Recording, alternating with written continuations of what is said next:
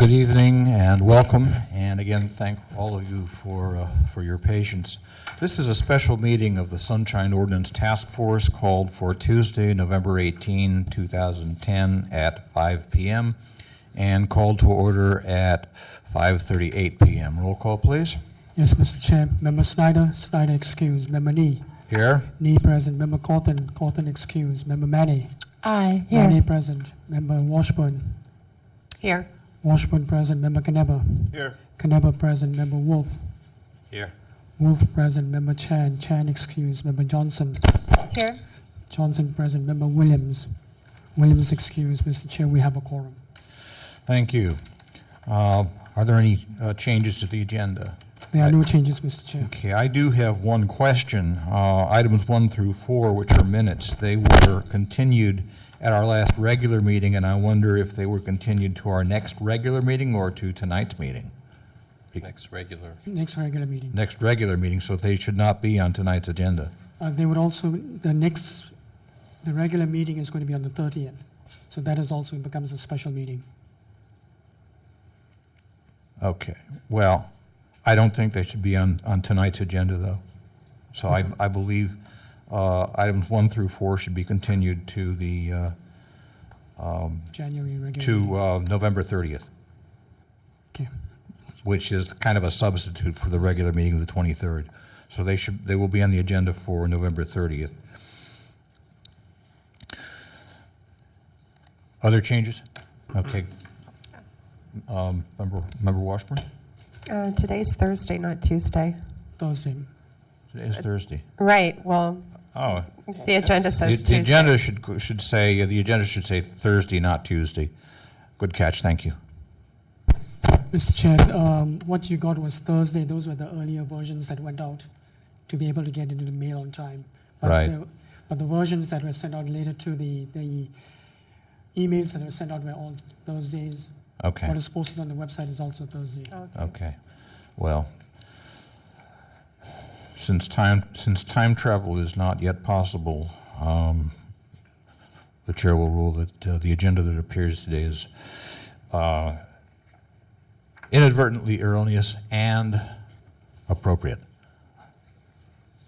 But so, as Mr. Rustum has pointed out, later editions of the agenda do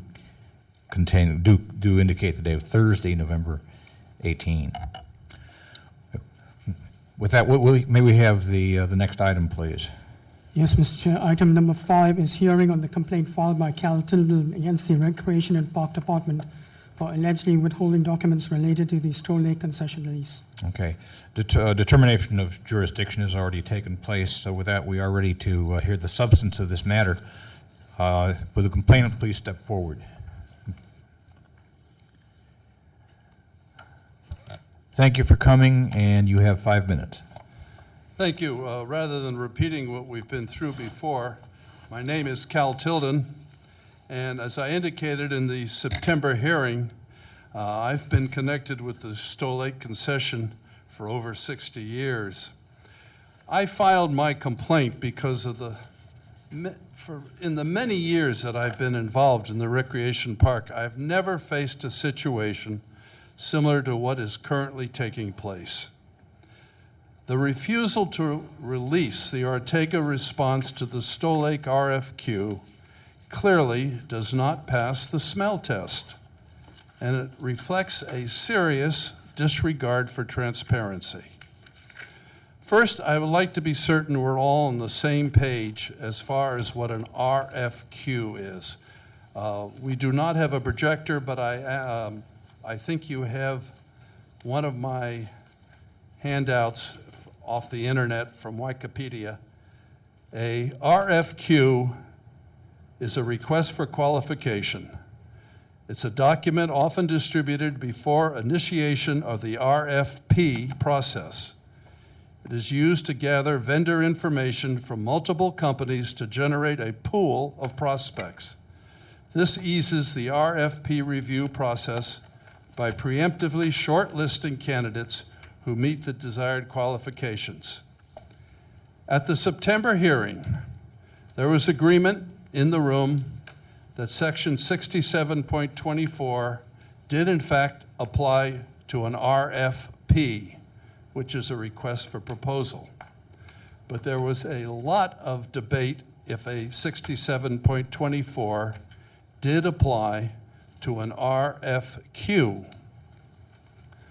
Although not yet in force, it is obvious your task force has debated this issue in the past and has approved new wording to be added to Section 67.24.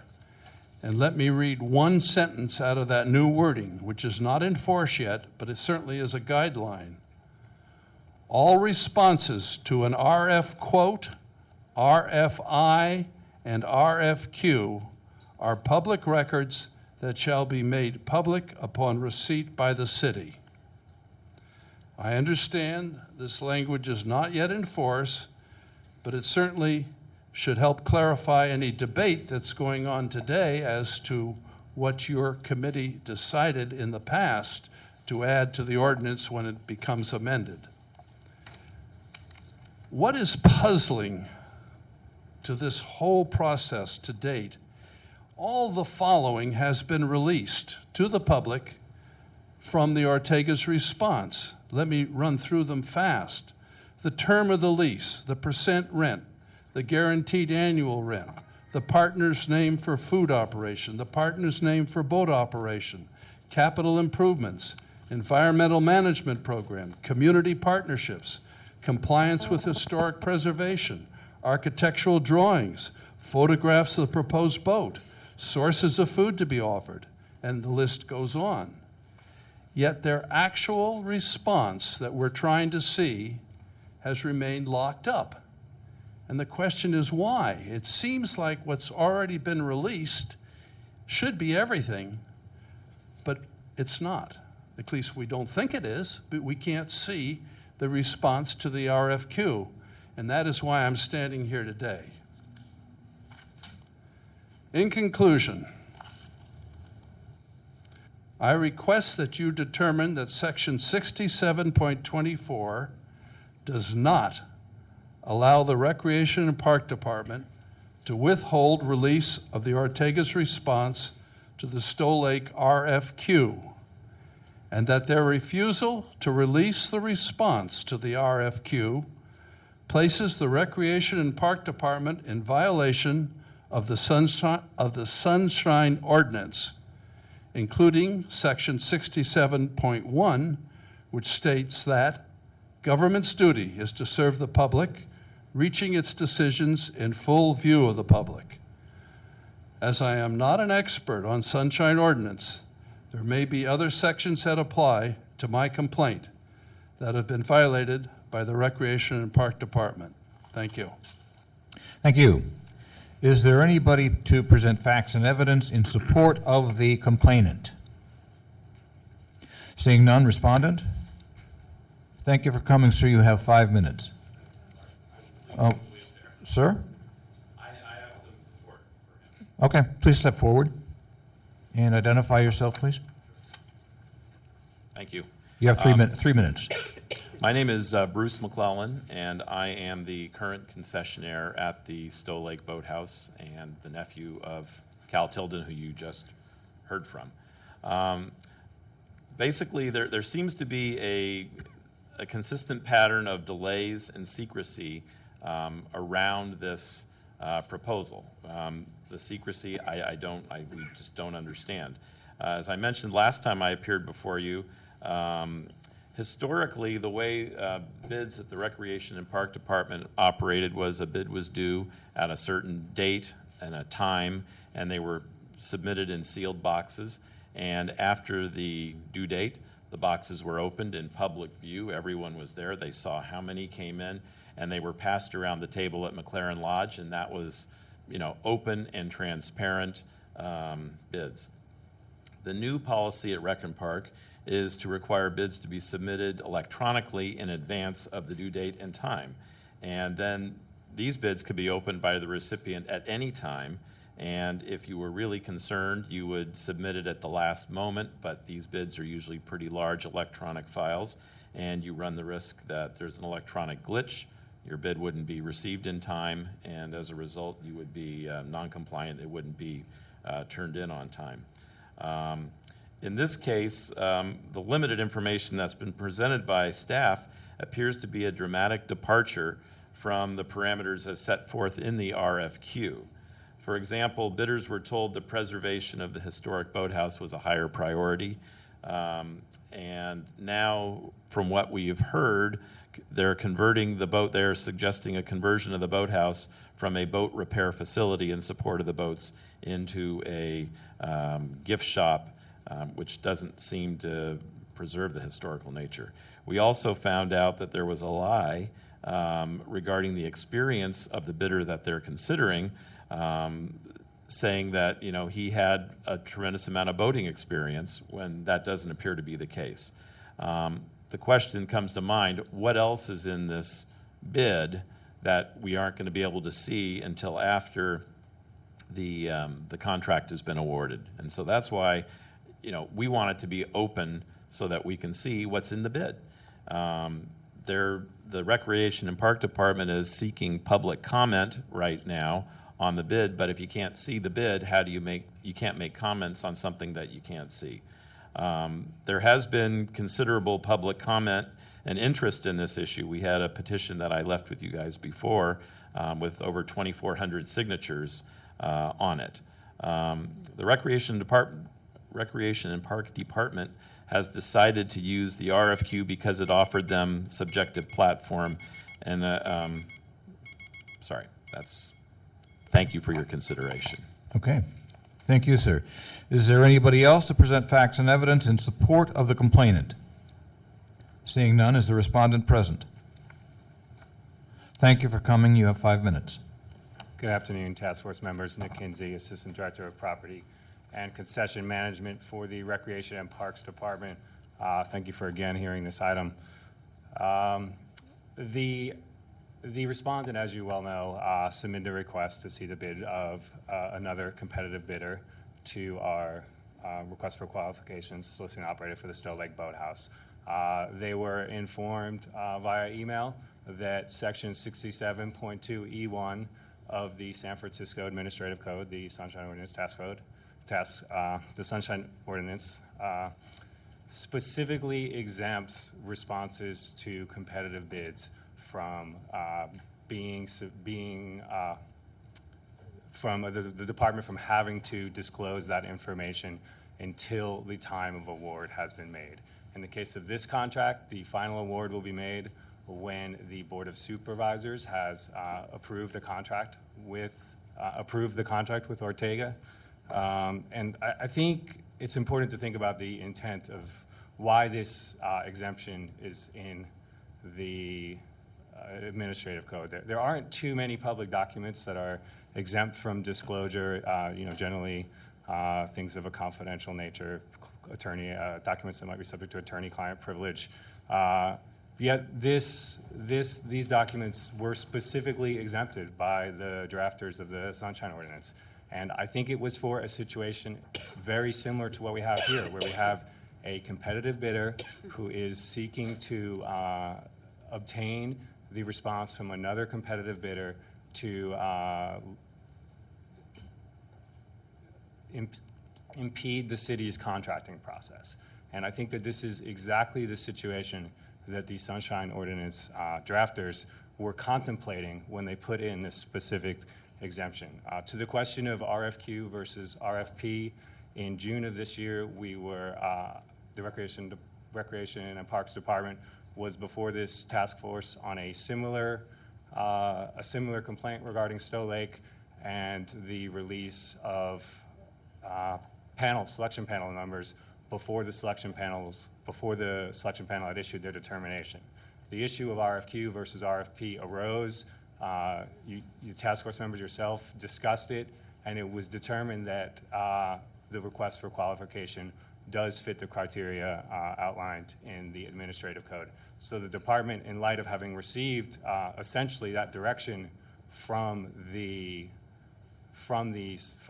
task force, and in consultation with our city attorney, provided the response that we provided to Mr. Tilden.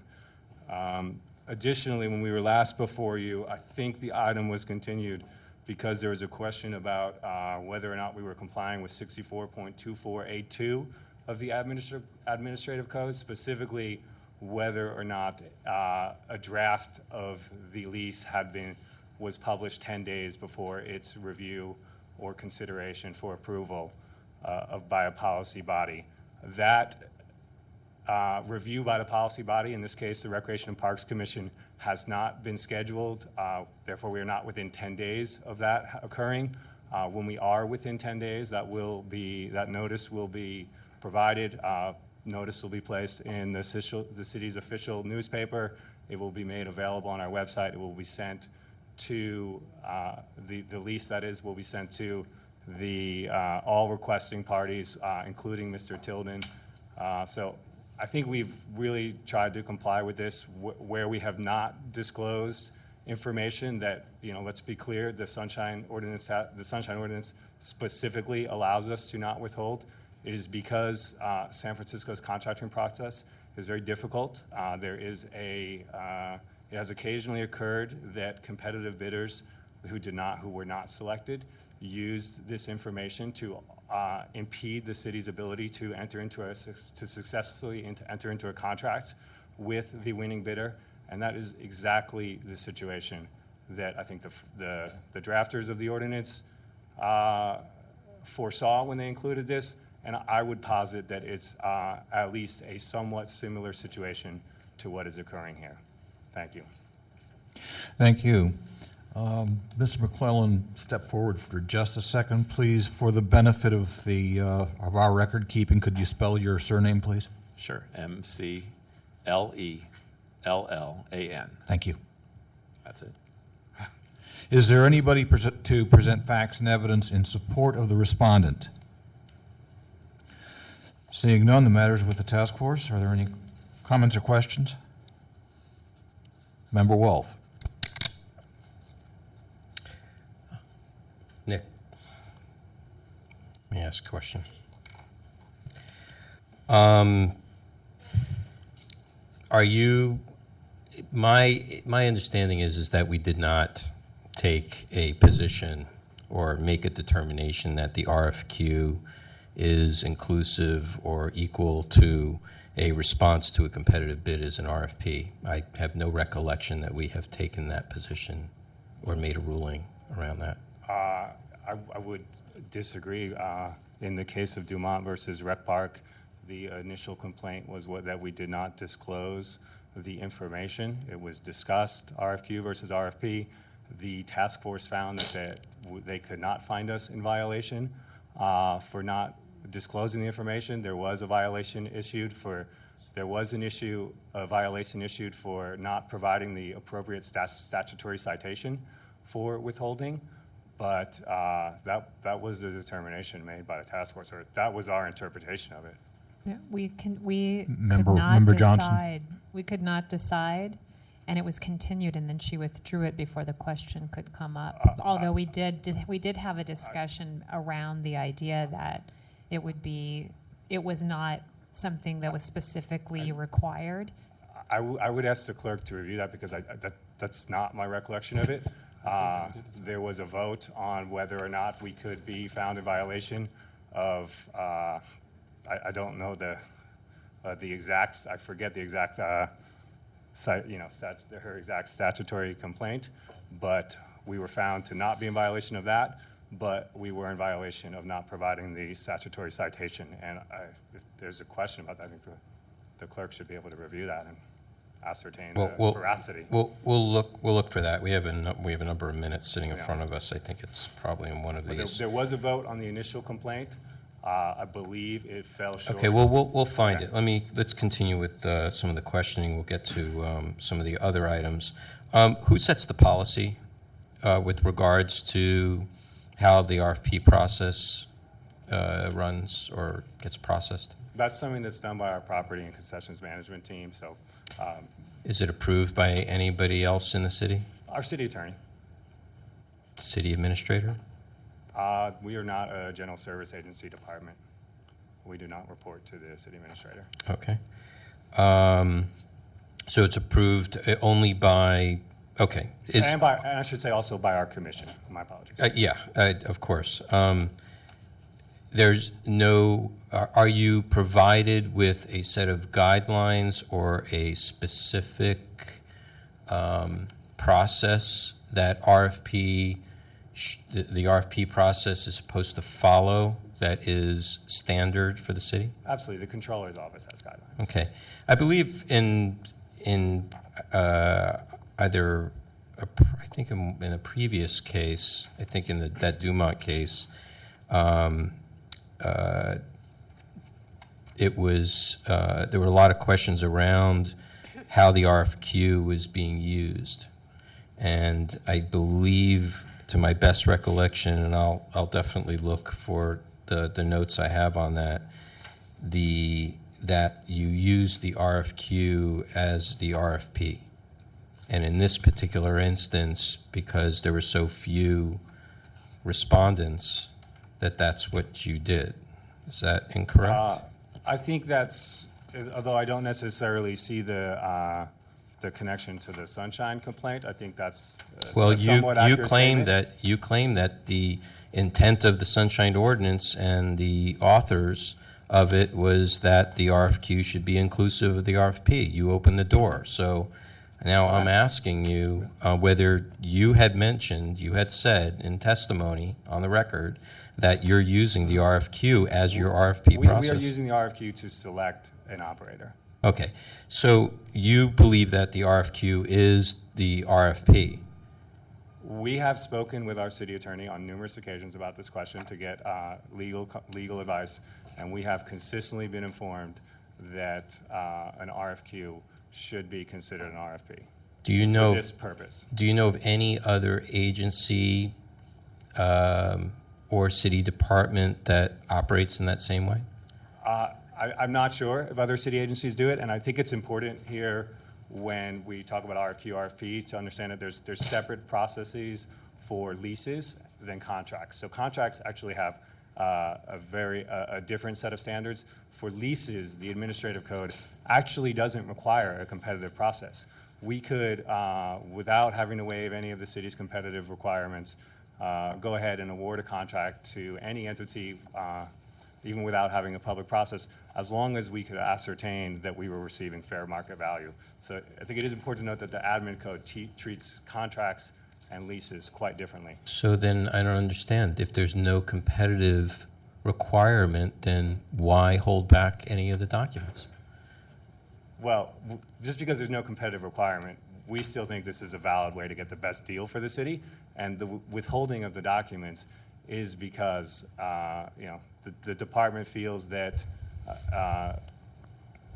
it's our right, under Sunshine to withhold this information, and that the situation we have here is where we have a unsuccessful bidder who is trying to impede the city's contracting process, the city's leasing process, and this is exactly the situation that the Sunshine Ordinance drafters, we believe, and our city attorney believes, contemplated when they included this exemption. Well, I think by your own testimony that, well, not by your testimony, but Mr. Tilden's testimony that this task force is suggesting language to separate out the RFQ from the RFP, that it's clear that the intent is not that they're inclusive.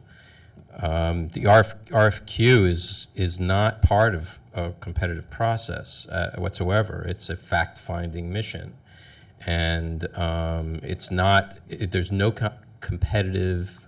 There's nothing competitive about it, except that somebody is providing their qualifications, which could probably be found on their website or in the public domain. There are numerous RFQ processes that eventually lead to RFP processes where only selected parties of the RFQ, only selected respondents to the RFQ are permitted to partake in the RFP.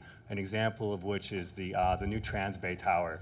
You may remember there was an RFQ and then an RFP. And I believe only 4 respondents to the RFQ were invited to participate in the RFP. So I would posit that it is indeed a competitive No, process. the RFQ is to determine who is qualified. That's publicly available. It's what happens after who has been it has happened after the decision is made is who is going to receive an invitation to present a proposal, who is going to actually get an RFP. That process, at that point, it becomes undisclosable until the award. But prior to that, the RFQ is totally publicly and available. I've gotten them before. My next question is what other leases do you handle? What other concessions or that have leases in the same kind of way in We your have steed? We have approximately 70 leases for businesses that operate in our parks, everything from hot dog stands, beach chalet, Stowe Lake, up to the San Francisco 49ers. Are they all handled in the same manner? Yeah. So they- there have been instances in the past where the information has been released, but it is not, in consulting with our city attorney, we have been advised that this is a standard city practice, that all contracting agencies do this during the process. They withhold this information until the contract is awarded in order to ensure that the process is not unnecessarily Which impeded. process? The lease execution process. Where the Now contract you're execution- dancing around the issue. The RFQ process or the RFP process? Either one, both. So you're saying that so both processes are held in confidence? Yes, that's the advice that we have received consistently from our city attorney. Are there any instances where you don't use an RFQ as part of that lease process? The only time we wouldn't do that is we had a hot dog stand that sort of bailed on a week's notice, and we put someone out there on a 3-month basis until we could get someone bidded, so we could get it bidded out. But in general, all of our contracts are awarded in this manner. And I should say, in preparing all of these RFPs, RFQs, or RFIs, in instances when we use them, we coordinate closely with the city attorney's office, and we have consistently received the advice that it is the standard practice of contracting agencies not to disclose this information until after the award has been made. Which information? The proposals that are received, or the responses that are received, Responses to what? to RFQs and RFPs. Okay, great, thank you. Member Johnson? I have a couple of questions. In this particular instance, in the Stowe Lake, will an RFP be issued, or only the RFQ was used? Only the RFQ will be issued. That's the one that you're using now. Okay. And Mr. McClellan had referenced that was a relatively newer policy. Are you familiar with whether that's a new? It's a mechanism that's been available to the city. I can't speak on how many occasions it's been used in the past. I know 2.5 years ago, I believe, we used it for the process to find an operator for the Outside Lands Music Festival. So it is something that's available to all city agencies. Excuse me. Does your department have a standard practice of issuing an RFQ and then an RFP that's different, or is it something that? No, it's.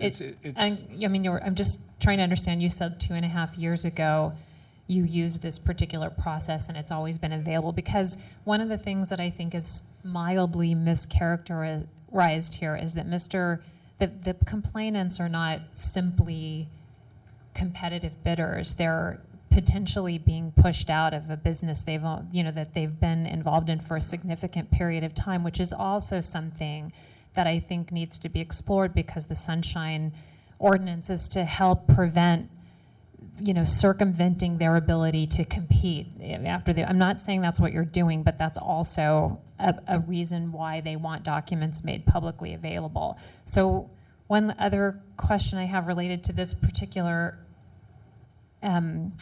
RFQ is when they also discussed that your department wanted public comment.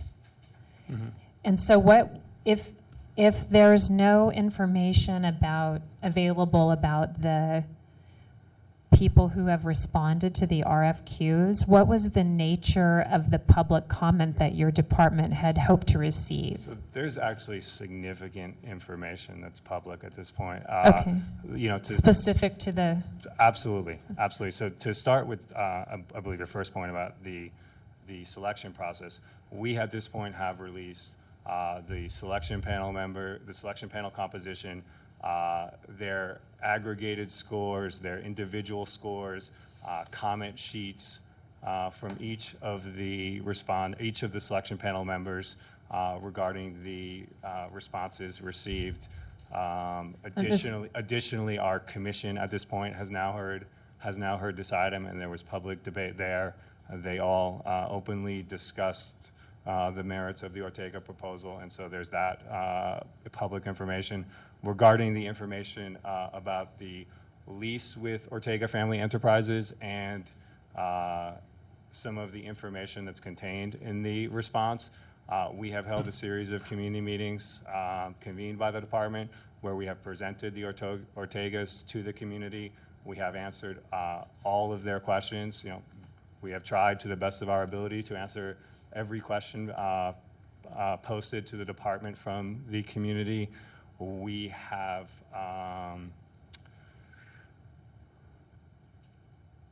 met with individual community groups to describe the project to them. You know, we've responded to queries by email.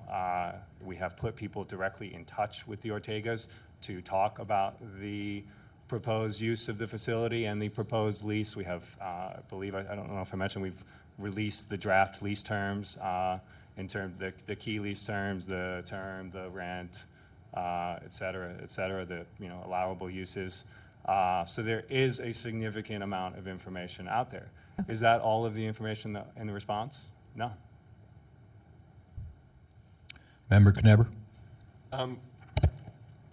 Just for the record, I wanted to note that case number 10022 was Dumont against Parks and Recreation Department, Recreation and Park Department, and we did only find violation on not citing why they withheld the information, and it was this exact same idea with RFQs. So, but we didn't determine that they were the same. There was no agreement among the task force members that those were the same.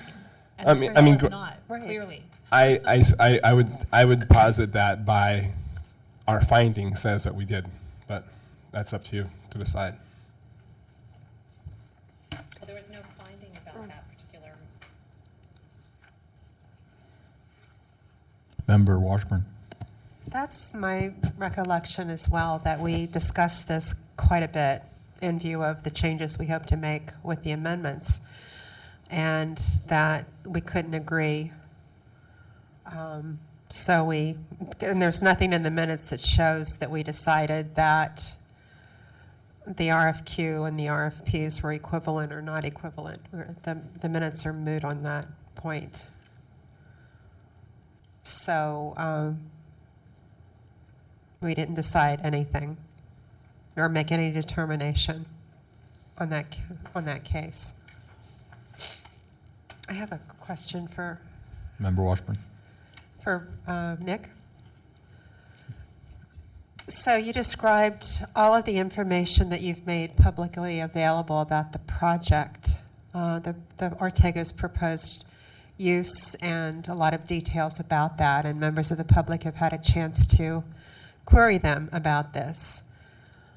What you didn't mention was what the complainants are asking for, which is what is the experience of this, of the Ortega family for running a business of this type?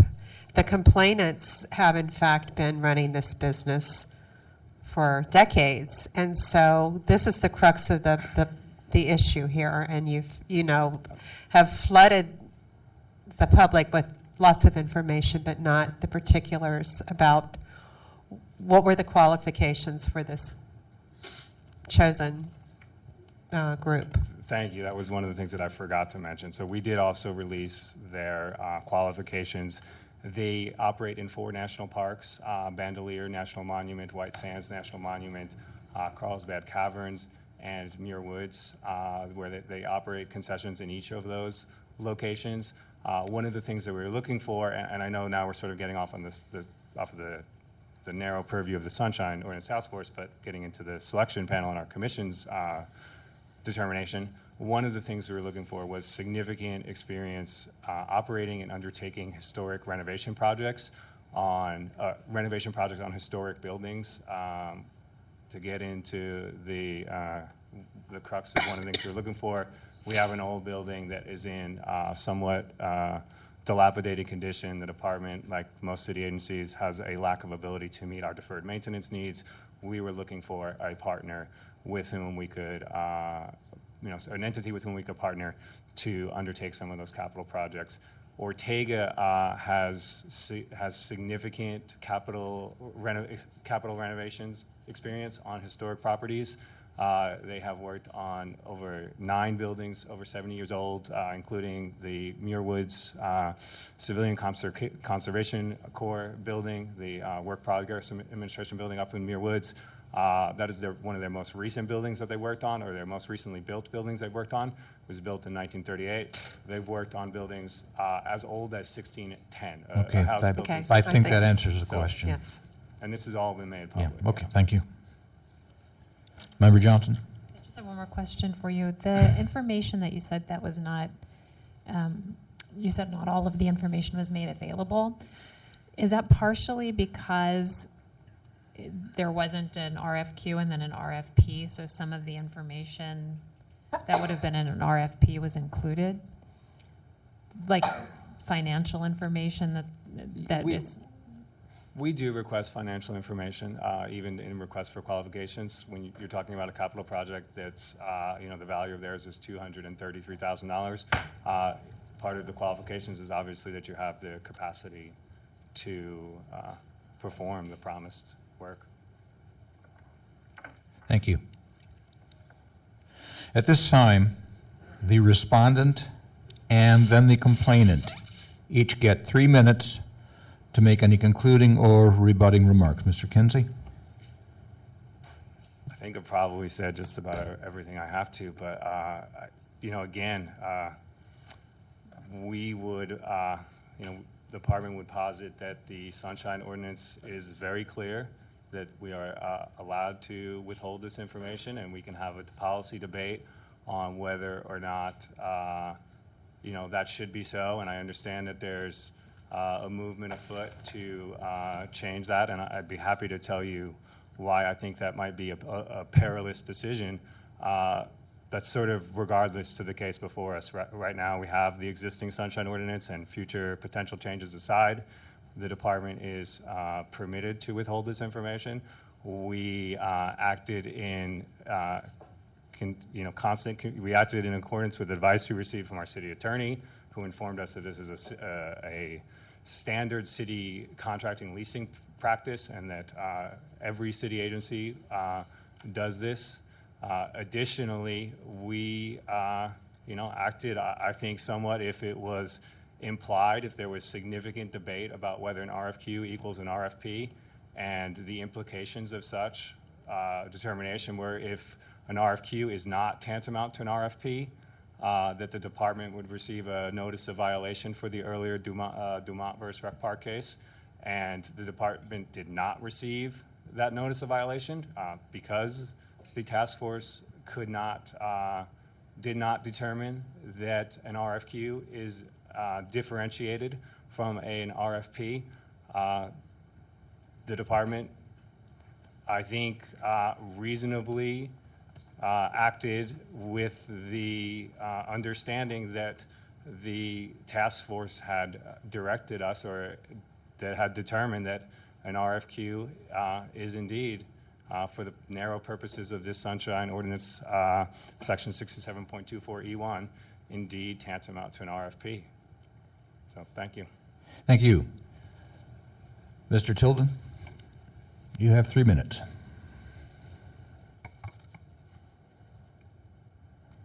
First, I want to make it clear that I've handled the Stowe Lake leases for probably 50 years.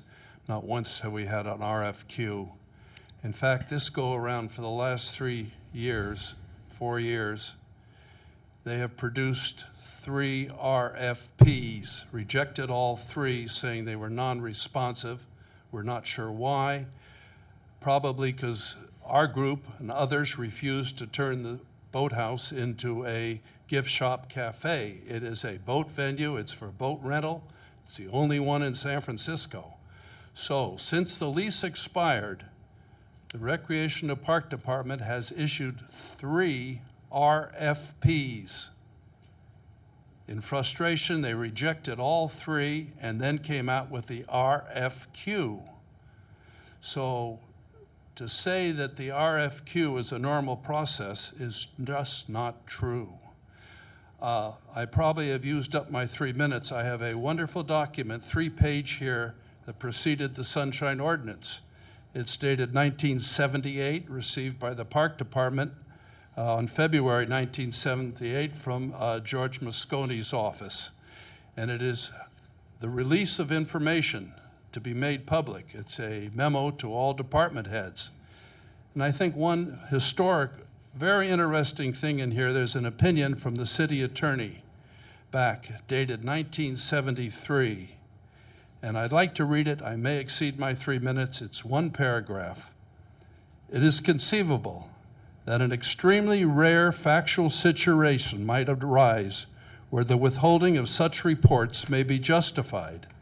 However, Section 6254 and 6255 of the California Public Records Act, creating the exceptions for disclosure, must be narrowly construed so as not to negate the policy of this act, that is, disclosure of the public's business.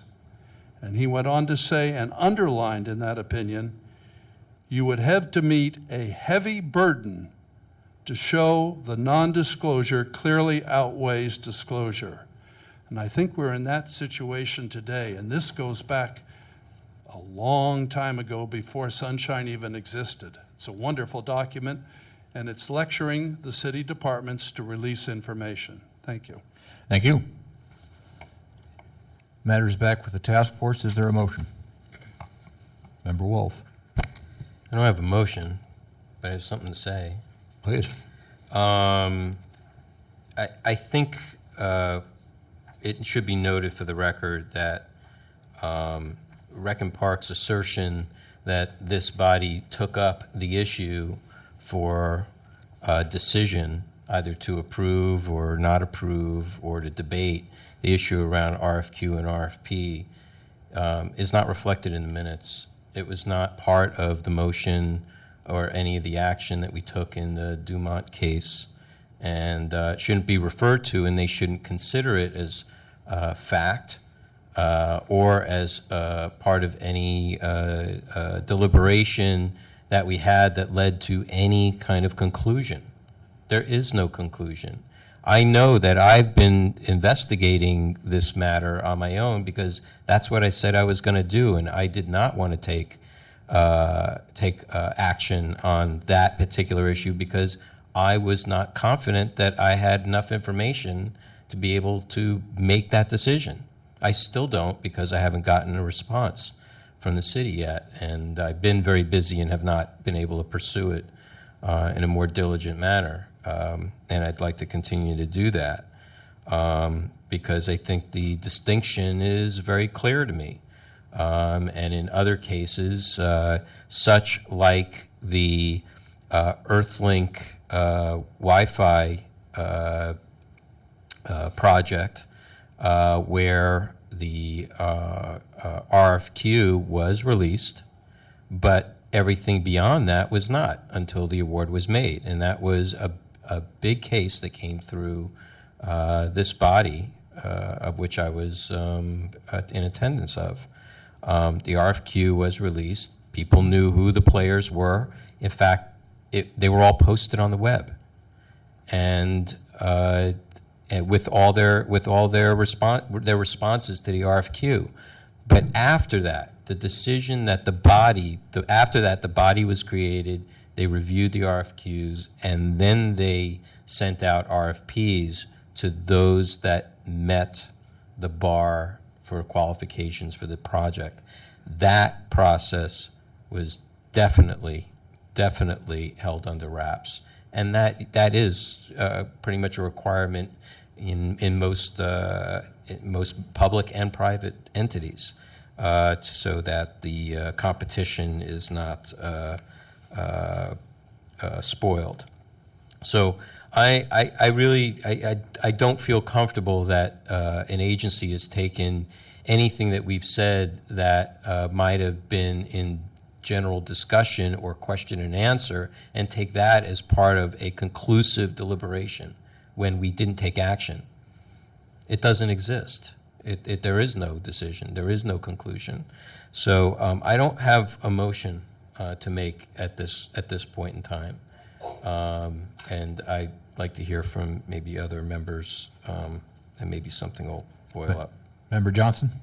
Just to back up what Member Wolf was saying, that the violation that we cited was 67.27, which is the failure to cite an appropriate authority. And considering that the authority that you cited was 67.24E1, we could not possibly have found that it was an RFP. We were undecided on the language. The reason they discussed it at all is because in the Dumont case, the facts were a little bit different. They wanted the names of the people that were reviewing it, and that particular issue is addressed in these documents. And Mr. Tilden has brought up specifically whether it's RFQ versus RFP. Again, the chair will ask, is there a motion on this matter? Seeing none, this matter is concluded. Is it too late to make a motion? No. We'll fail anyway. I'm sorry, there is no motion. Member Washburn? I'm wondering about the possibility of, I hate to delay this any further, but it's such an important issue about a continuance so that we could complete, or Bruce, that you could complete your work on this? It's at the will of you folks. I'm more than happy to continue my research on it. Is there a motion to continue? I so move. Is there a second? I'll second it. Moved and seconded. Is there discussion? Member Kneber? I highly disagree with continuing this. I mean, we've gone around this in a second. I mean, for a lot. And I don't think we're going to get over this idea. And I understand and I respect members on this board, on this body, having this disagreement with RFQs. I don't happen to agree. I agree with the spirit of it, but I think the way it's written right now, I don't think we can make that distinction. And I think that we're just prolonging this, so I would have to vote against this continuance. Okay. Member Wolf? I completely understand Member Kneber's sentiment on it. I'm not interested in making a decision on this in spirit. I'm interested in making a decision on this by fact. I haven't been brought any facts. I haven't seen a policy, and there's been a lot of talk about a policy passed by the commission and that had been approved by their legal counsel. I've not seen any of that documentation. I don't know that it exists. So, and for that matter, if the absence of the absence of differentiation between RFQ and RFP doesn't exist in the ordinance, then I think it does demand some further investigation and research to find out exactly how does the city do their business with outside contractors, and is it different between one department and another department, or an enterprise agency, or some third-party contractor that is doing other hiring, and do they have to follow? I'd just like to know, what are all the ramifications and all the different variations, so that way we know. We should have those items, like in a binder, like the folks that normally sit here have in front of them, that are sitting right here, that they can reference to. Because, yeah, we are grasping at straws, and I don't want to guess. I don't think it's fair to either of the parties to guess. So that's why I support the continuance. It's unfortunate we would have to prolong it, and I apologize for not being more diligent. But at the same time, I haven't gotten any response from the city either. So from the folks, and I'm probably guessing because of all the election stuff, it's been quite difficult. So, that's all I have to say. Member Johnson? I have a point of order. I would like to make a motion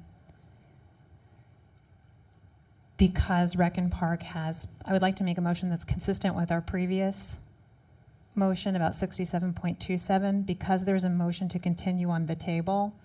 If that passed, I would not then be able to make a motion for a violation? Because Well, I think we have some argument. The motion to continue is already on the table. Okay. Is there public comment on the motion to continue this item? Sir, public comment, general, for members of the public. I would just like to say that. Sir, be seated, please. It can't be you. This is not for the parties in interest. This is general public comment. Members of the task force, Ray Hartz, Director, San Francisco Open Government.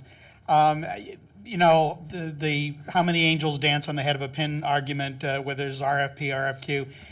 You've just listened to the participants in this matter. The complainant comes in and says, well, they put out one and they didn't like it. They put another one, they didn't like it. Put another one, they didn't like it. And now they're just putting out something different because it's going to give them what they want. And then the respondent gets up and says, well, we told them this and this and this and this, but didn't tell us what they didn't. So why are they being so selective? And bottom line is, if it's an open process, it's an open process. If you're going to give out all this information and then use that as support to say, well, we've disclosed all this so the public can make comment, you're also admitting at the same time we've withheld information about which the public has no knowledge. And what is to prevent them from any time in the future simply saying, okay, we're having a problem doing it this way, let's just do it another way, and let's give out the information that all looks good for what we want to do, and we'll keep the information that doesn't look so good secret, and then when people get up, the only thing they can comment on is, oh, well, this looks like a good idea because look at all the good things. And then later on, once the contract's been let, then we're like, oh, well, gee, now it comes to like this, this, and this. Request for qualification basically says we don't want people participating in a bid for grins and giggles. We want somebody who is qualified to do the job, and as a result, if they're qualified, they also will give us a rational basis for the pricing and everything else that's involved. If I'm not qualified to do a job, I don't know what it's going to take as far as staffing and insurance and all the other things that are involved. If I'm qualified, I will know those things. And it really seems like a pretty clear case here where the complainant is simply trying to figure out why they're being pushed out and this other company is being selected, and they're being told, no, we're going to give you the information that says why we're choosing them, but we're going to also withhold information which may be something that you use to question us. And that's what I heard when I said, well, it's impeding the process. It's not impeding the process. It's all supposed to be public anyway, so that all of us, members of the public and even the participants in the process, should know completely what's going on, so we have open contracts that are let for the good of the public and not for the good of whoever this is being done for. Thank you. Further public comment on the question of whether to continue this item? Good evening, President Lee and Commissioners. I agree with Commissioner Wolf. I think you should base your judgment on facts and not guesswork and get all the details in. And I was wondering, are you going to have any public comment on the case itself? If the motion to continue fails, then we will take public comment on substance. Okay, great. All right, yeah, I believe that you get the facts, and if the facts say that the public should have all the knowledge where that goes on, then it should be disclosed. It should be disclosed. Thank you. Thank you. Is there further public comment on the question of whether to continue this item? Seeing none, public comment is closed. Further discussion on the motion to continue. Roll call, please. On the motion to continue, Member Manny. Aye. Manny, aye. Member Washburn. Aye. Washburn, aye. Member Knepper. No. Knepper, no. Member Wolf. Aye. Wolf, aye. Member Johnson. Aye. Johnson, aye. Member Nee. No. Member Nee, no. Mr. Chair, we have 4 ayes and 2 noes. Okay, because this is procedural, this motion passes. On procedural matters, what is required for approval or passage is a simple majority of those present. On substantive matters, where we are actually ruling on the substance of the case, then it would require 6 votes or a majority of the number of seats on the task force. The motion to continue passes. Mr. Clerk, would you please put this on the agenda for our special meeting of January, January 4th, is it? 4th. January 4th, 2011.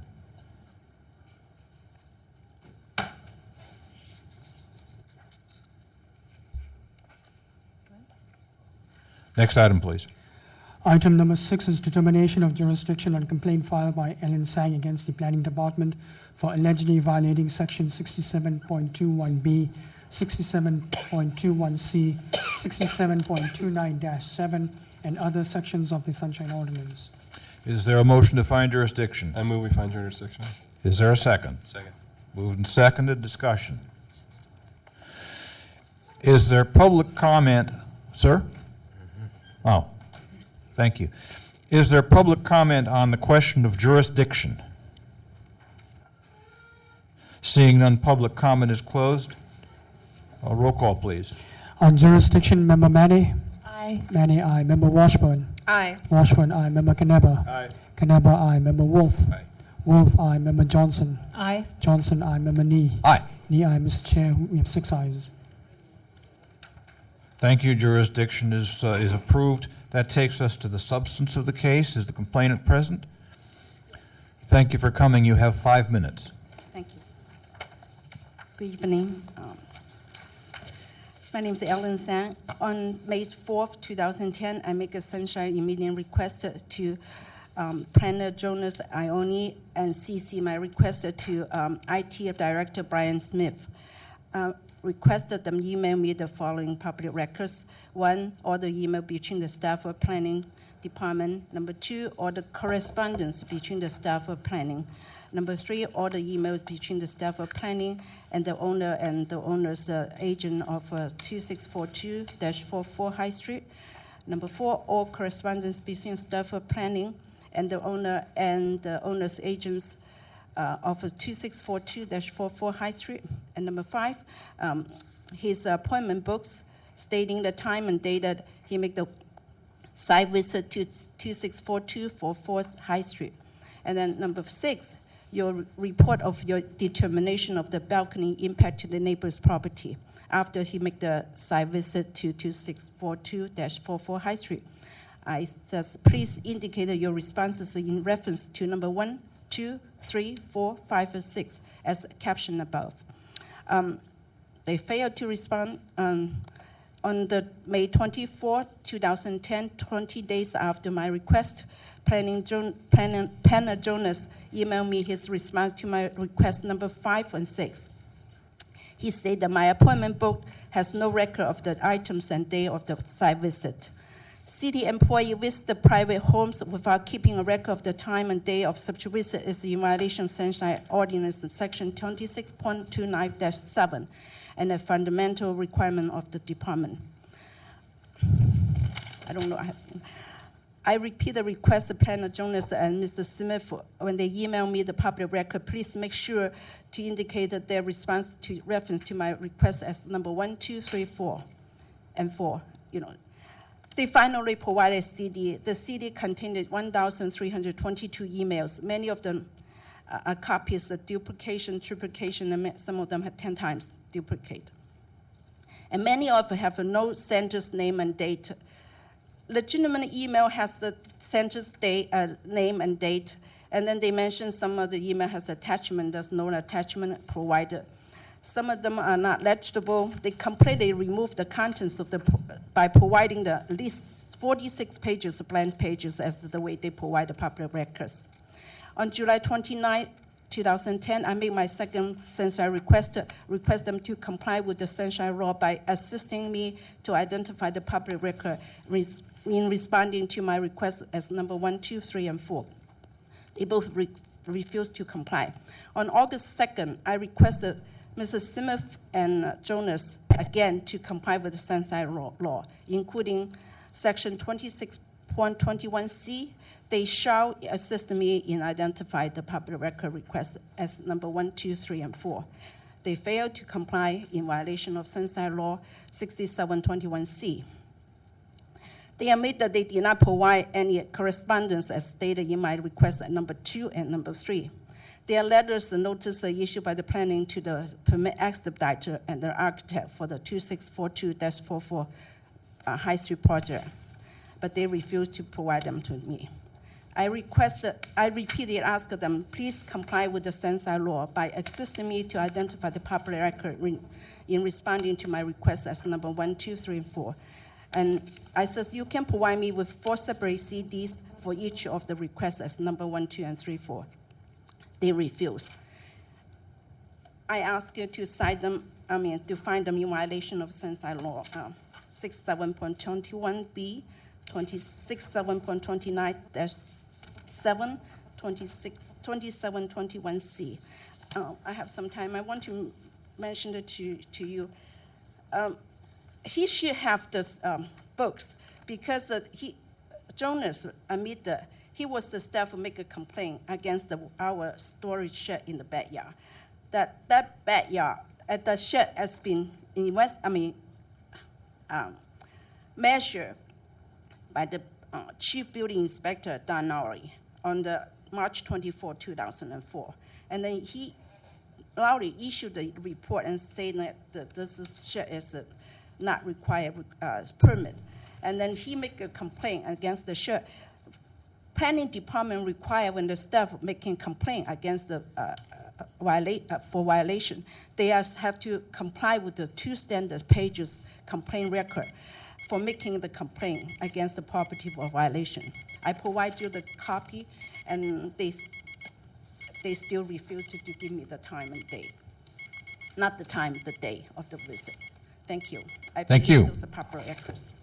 Is there anybody to present facts and evidence in support of the complainant?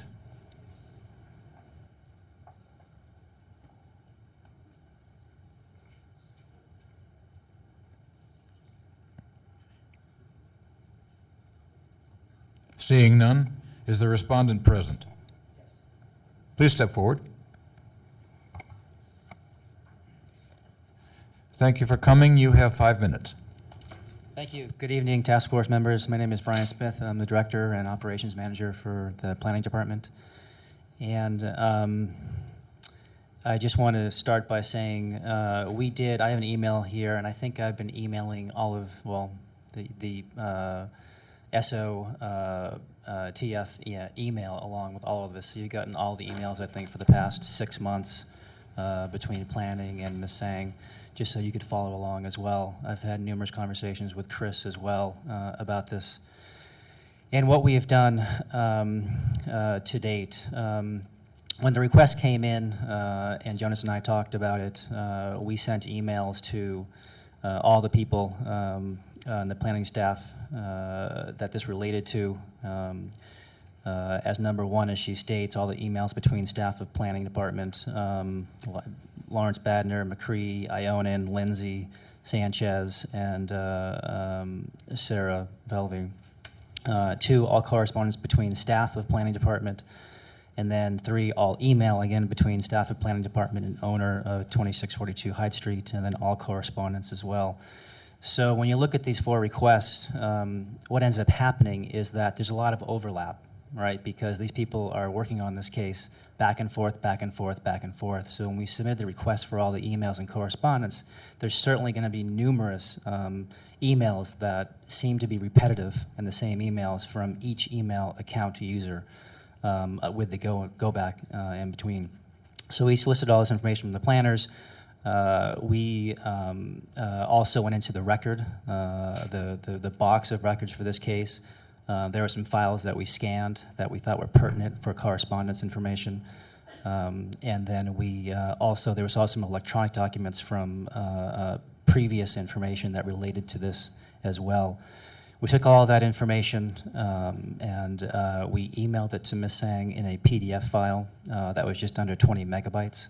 And that did go through, to my knowledge, there never was a bounce back. We also provided it on our FTP server to her as a download, as separate files that were given to us by each person that had information. And then lastly, she asked to come in to get a CD as well. And we provided that single PDF file with all of the emails and correspondence on that PDF image of the CD. When she contacted us saying that there were duplicates, there were too many emails, we felt that certainly it's not our job here to redact any emails or correspondence or take any information away from the information that we have found. And if there were 500, if there were 1,300, if there were 2,000, that's what we came up with, and that's what we delivered to her as part of this record request, to be as thorough as we could. And I just want to also state that we, as the planning department and as the custodian of record for the last year, we probably get between 30 and 50 record requests per week at the planning department. And I think you've seen me here 3 times. And this is the 3rd time, and it's all been with Ms. Sang saying that we're deficient in her record request attempts. However, the other 29 per month, we do a pretty stand-up, nice job for these people, and obviously are not here in any other capacity with other people. So there is some issues going back and forth with Ms. Sang, and we're trying to provide, and we are providing, all the information and record requests that she is requesting in as timely manner as we can. And I think all the emails that have gone back and forth between us and you and her also demonstrate that. And again, we have complied with this request. We went through it diligently and came up with all the records that we had in our office and supplied them to her through 3 different ways. And yet still it doesn't work for her. So there's also an email here from Jonas. He couldn't attend tonight. There are a couple, there are 1 through 8 responses through him. Also, he sent an email to Ms. Sang on 7/1/2010 and said, Ms. Sang, here's another copy of the documents requested. I can meet with you tomorrow afternoon at 3 p.m. to help you identify the records. So when we're talking about identifying the records, we're talking about emails and correspondence that self-identified with names, times, dates, stamps, all on the items that we sent to her. So my time's up. Thank you. Thank you. Is there anybody to present facts and evidence in support of the respondent? Seeing none, the matter's with the task force. Okay, there are no questions. I have one question. Member Wolf. Ms. Sang?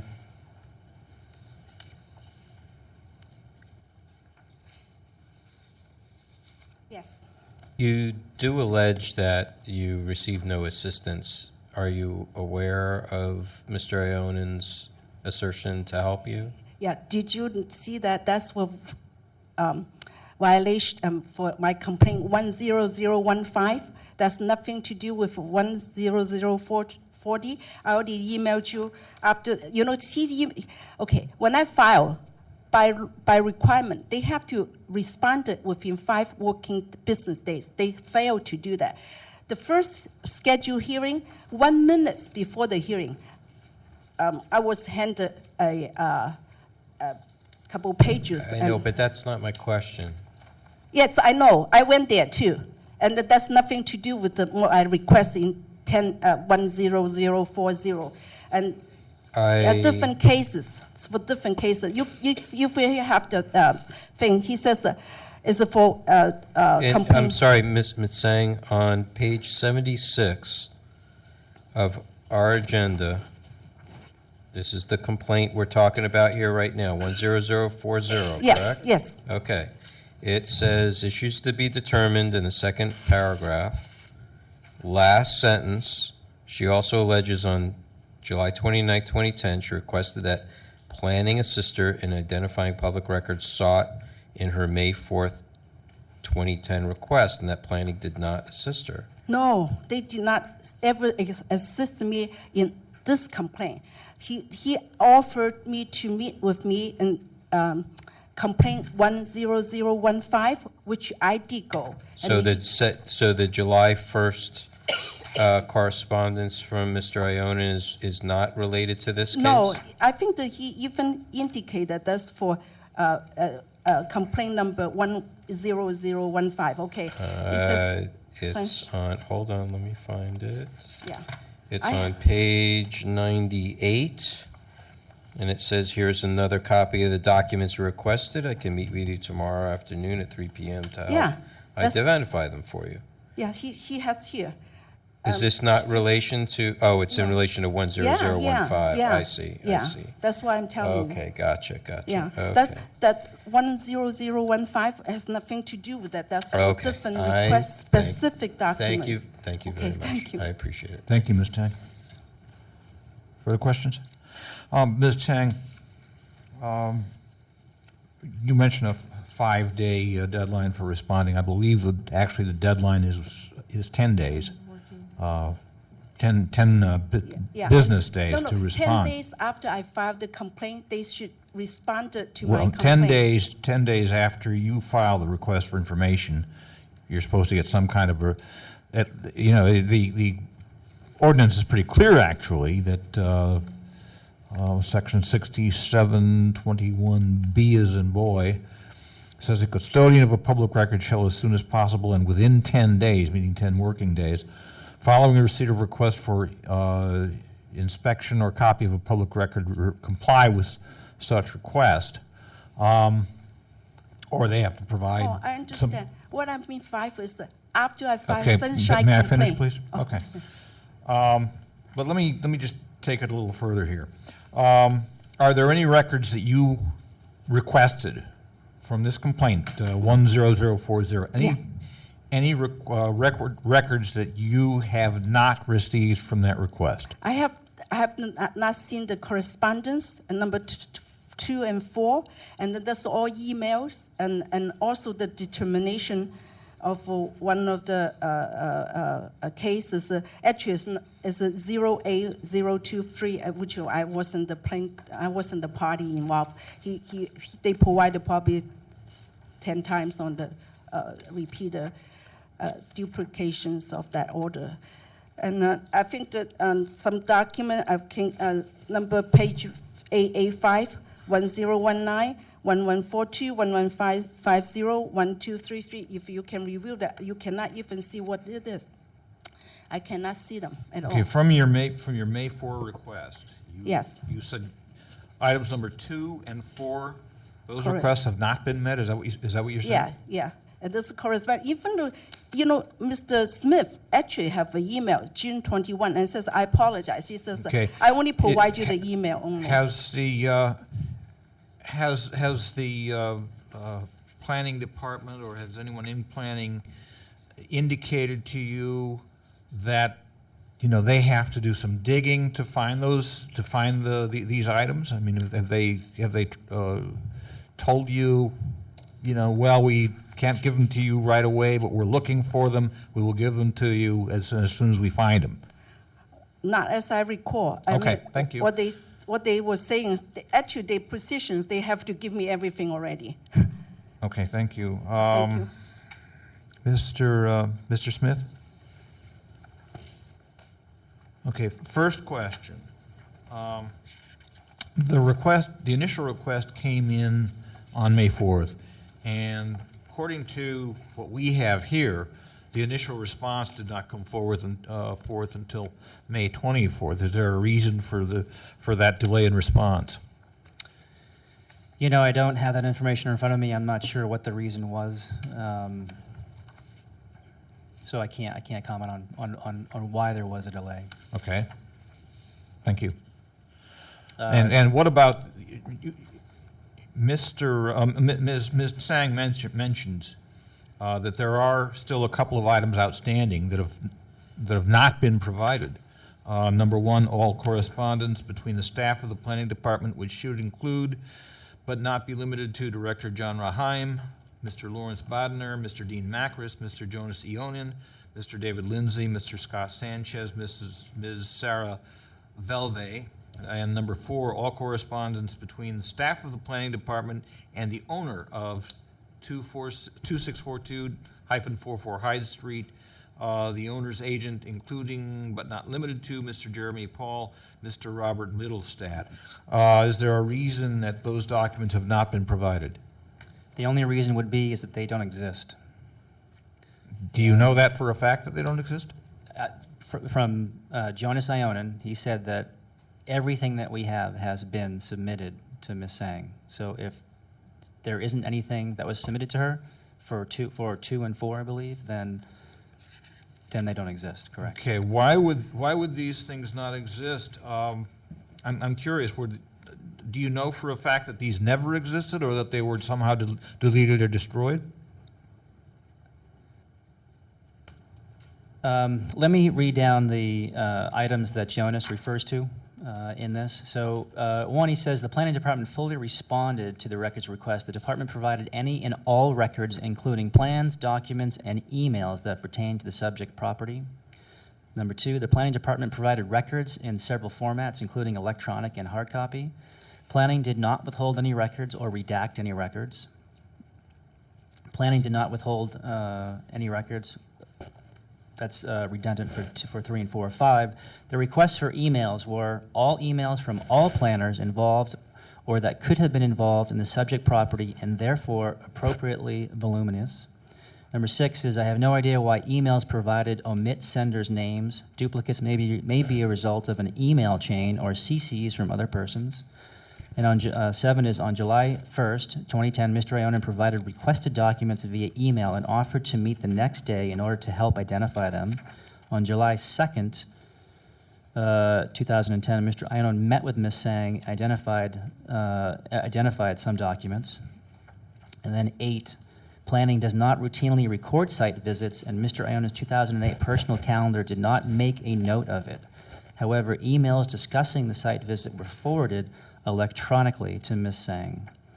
And there's also an email here from Jonas Ionin on 7/2/2010 that says, Ms. Tsang, my calendar from 2008 does not indicate a date for the site visit.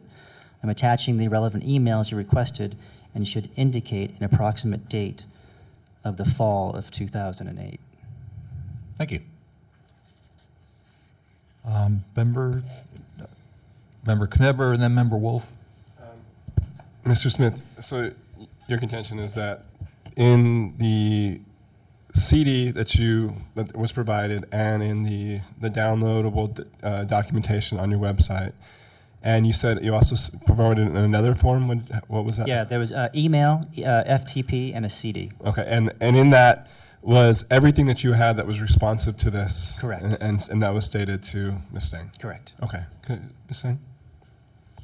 Member Wolf? Mr. Oh, Smith? no, I'm sorry. Let me talk to Ms. Ms. Tsang, please approach. Member Knebber, please continue. Ms. Tsang, please approach. Member Knebber. Ms. Tsang, did you receive this CD? Yes, I did. I went there, picked that up myself. Okay, did it have some of this information at least in your Oh, yeah, contention? they have emails, yeah. Okay, Over so- 1,322. Okay, because that's in our documentation. I mean, it's redacted from us, but it's quite voluminous. It has a lot of emails. Is that emails? What your contention is that those emails aren't responsive for number 2 of your request? 2 and 4, no. Okay, so even with all those emails, there's no emails between the department and all these people? This is emails. Only emails, correspondences, they issue letters, notice, and those are not in the 1,322. And I do not know if that including everything. This is not PDF. I asking for email to me, okay? They emailed. Thank you very much. Okay, thank you. Thank you. Member Wolf and then Member Johnson. Yeah, go backwards. Ms. Tsang, while you're standing there. Yes. I'm looking at what Chair Nee had referred to on May 21st. This is page 89 of our booklet, our agenda. With regards to your request here to Mr. Ionin, what makes you believe that these, because Mr. Smith just testified that if they weren't delivered to you, they must not exist. What makes you believe that they do exist, and do you have any corroborating evidence that some other activity happened to show that there must have been communications? According to the building history, they applied for the permit, and then they did not comply with the Wait, planning. please be specific as to who they are. Okay. The permit expediter, Jamie Paul, on the behalf of the owner, applied for the permit, and then he did not comply with the requirement for the planning department. The planning department canceled the permit, saying that they did not comply with their request. This is a website, it's a public record. So that must have correspondence when you cancel the permit, something like that. And also the email indicated there was an issue. We sent you, requirement, you're not responding, so we cancel your permit or something. Okay. Yes. Let's hold off on that one point. Mr. Smith, can you respond to that, please?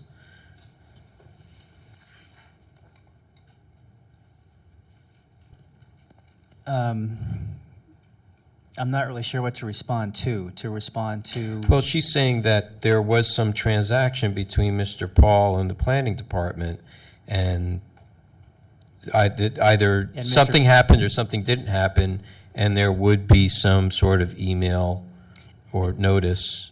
But what transpired? I mean, was it a conversation? Was it a phone call? Was it an She email? said applied for a permit, right? In the microphone, please.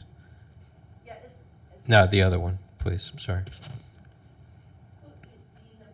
A website, building department's website, indicate the planning department's action for this particular building application for the balcony. They have a detail, you don't see the actual record, but you see what they That there's a reference to it. Oh, yeah, yes. Okay, so you're saying that if there's a reference to it, there must have been some communication Oh, yeah. between planning and the expediter. Yes, I was told they issue couple. Who told you?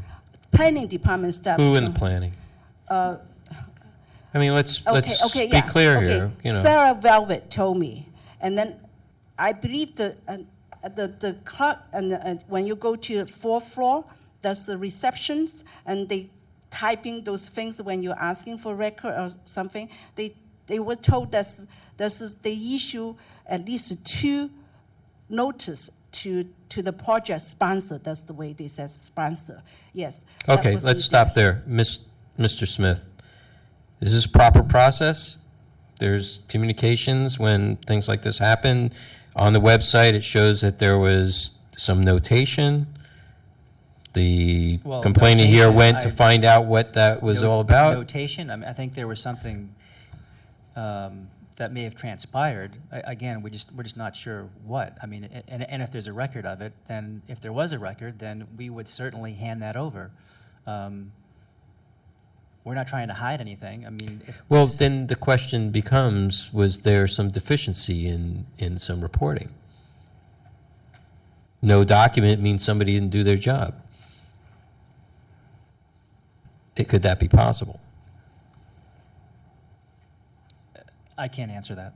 That's, it's hearsay, really. I mean, Well, I'm asking a question. People make mistakes. They get busy. Something gets lost. Gets overlooked. So there's no document. Does that happen? but there may not have been a document produced or a correspondent produced from that. I mean, it could have just been a conversation. But she was told by a staffer that notices were produced. But again, isn't that hearsay? I mean, Hearsay, she went to a department, somebody looked it up and said there were notices sent. It wasn't like she just out of the blue said, oh, they must have sent something. Sounds like Ms. Tsang was saying that Ms. Velva had said that notices were sent. She doesn't have them. She's not custodian of those notices. Right, so then I can't comment on that because So you don't have that information? Because I don't have that information, right. You don't have that information. Okay. Okay, Mr. Smith, while I have you up there, in Ms. Sang's complaint, she claims that planning had failed to maintain a record of a site visit. I'm sorry, I'm going to have to ask Ms. Sang what dates that was. Which site visit are you referring to? My request is clear. Site visit 2642-44 High Street. Yeah, but when?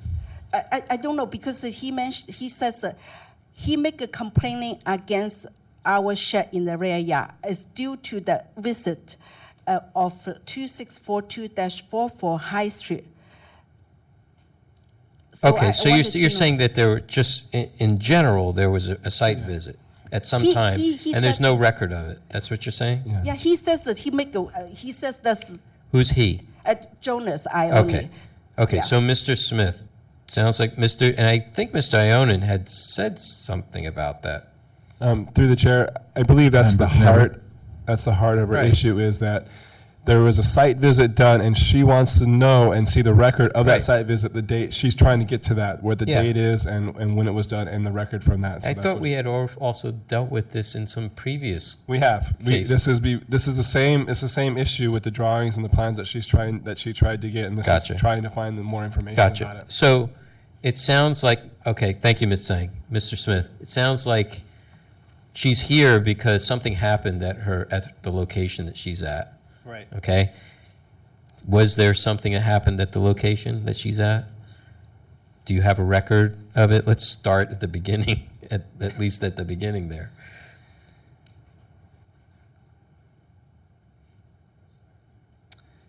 You know, again, without Jonas Ionin being here, he is the planner of record on this. Okay. So I can't speak on his behalf. Okay, I'm about not that gonna visit. I'm not gonna query you anymore because it makes it doesn't help Right. any of us here. Again, though, I did read that his rebuttal of 1 through 8, and I'm just trying to read this really quickly to see where he does talk about that there is no record of that visit. There just was never any written documentation or a record of him at that point, from what I understand. Member Johnson, then Member Knebber.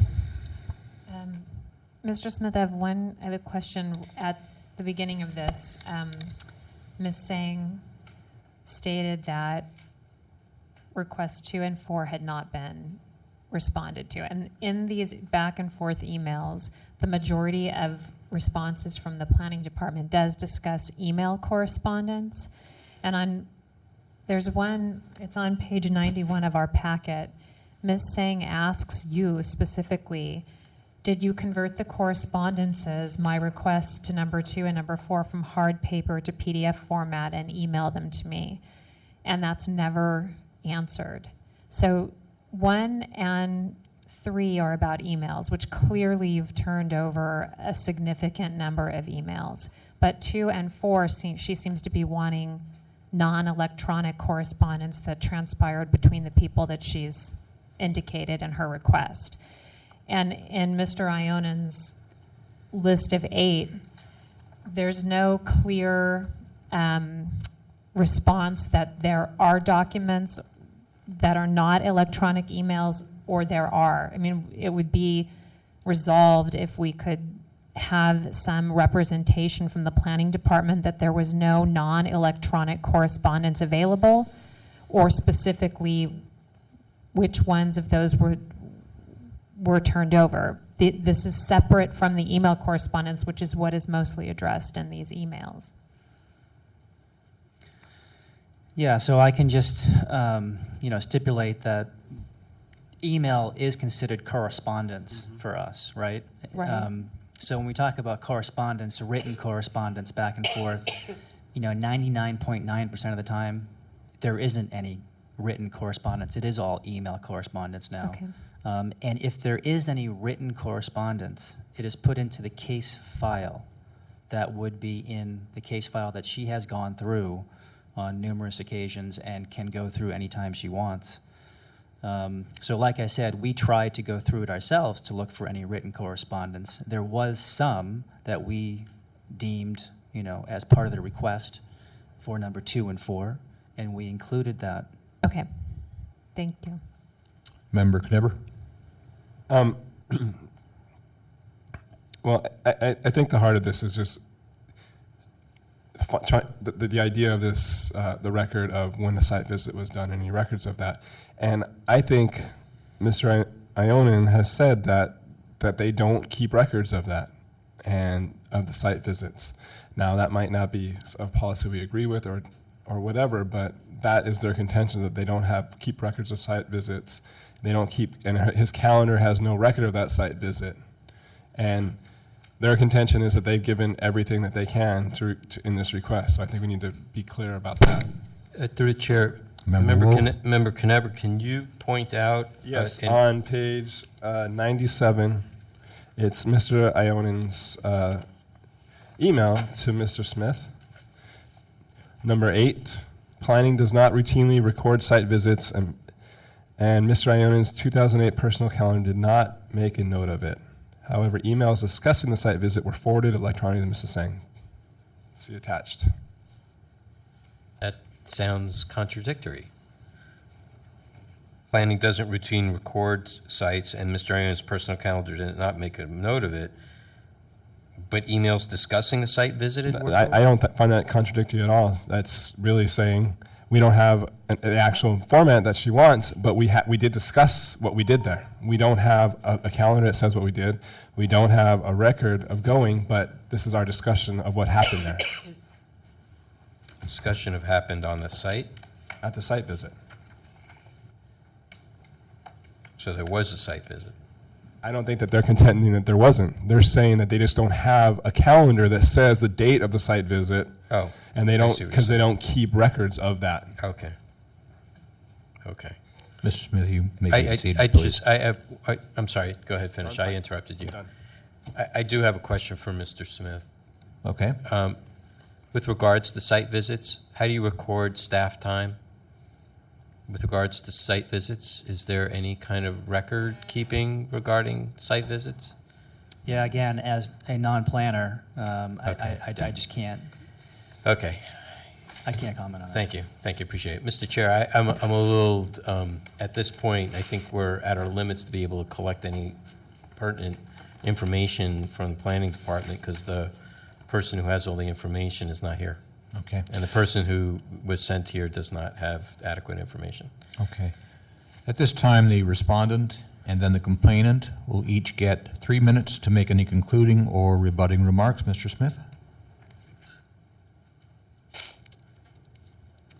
Yes, thank you. Just want to, say once again, we have complied with this request. We have gone through 1 through 4 and supplied all the all the emails, the correspondence that we have, and not only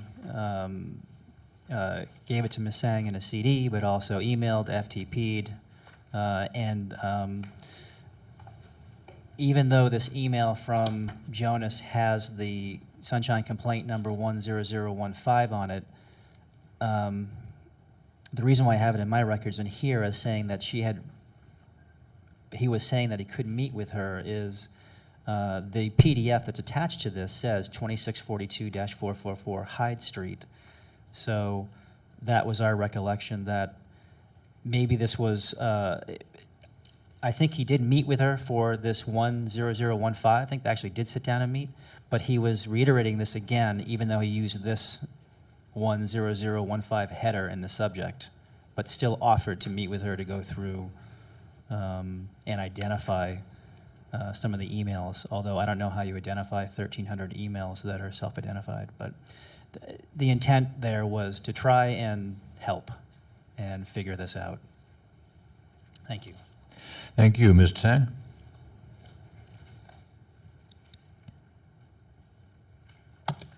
If you are allowing planning, repeating lying, he wasn't there. the meeting was short, and then he handed the 2 pages for 10015. Has nothing to do 10040. And the correspondence, you can say that if you convert to email, yes, correspondence. This is planning issues, notice to the project sponsors wasn't there, and they wasn't provide. And I'm sorry. This letter is June 21, 2010. I don't think that he would lie like this, but he says, Ms. Sang, I apologize. I didn't give you the correspondence. Okay, if you want it, you go ahead and check it yourself. That's the attitude. I asked an email to me, the correspondence. He did not say that wasn't there. Everything's converted, 99% converted to email, like he claimed, testify now. No, his letter, I can give you a copy. No, I apologize. 2 and 4 is not there. If you want them, go ahead, take a look yourself. Did I go to take a look? Thousands time and time again, you know. And this is the email. If you want a copy, I would be happy to provide it to you. That's Mr. Smith. And then now he want to testify something he wasn't there. It wasn't like what she said. Mr. Jonas, I only exactly know what is 10015 document I wanted. What's 10040 document one? The date is important because he make the complaint. Planning requirement, if you make a complaint against the property, then you have to have the record. What day and what is the site, what is the issue, you know, or it's the detail, 2 pages I provided to you also. You cannot say that, you know, against you because I don't like to make a complaint against us in the sunshine, so I give you a violation, but I don't know the day, I don't know the time. He might not even go there himself. I just wanted you find the violation is the correspondence with their own admission is not email. They admit that. So email correspondence has to be provided. I know that in fact they do. They told me so. They just don't want it to give to me, email or provide it to me. They said, you just go ahead to find it yourself. I did go, I didn't find it. And now they say, well, if you don't find it, then it's not there. But this document exists, not only one, some. They admitted to me. So if you allow this, okay, I give you 1,000 email, you find it out, you figure it out, no sentence, no date, that's a duplication, that's the way we provide document. Number 2 and 4, I admit that, but I won't tell the Sunshine people, Sunshine commissions, okay, I just said that, we give them everything, and thank you. Thank you. The matter's back with the task force. Is there a motion? Okay, Member Wolf. Mr. Chair, the problem I have with this is we run in once again to departments not sending the actual person of interest in the case that actually is the custodian records, who actually is having most of the correspondence between the complainant and the department. You know, the only thing I can see is to find a violation of that at this point, because I have no other information to go by to make any other determination. We can take, for the sake of giving the public, according to the ordinance, the public should have the highest benefit of the doubt.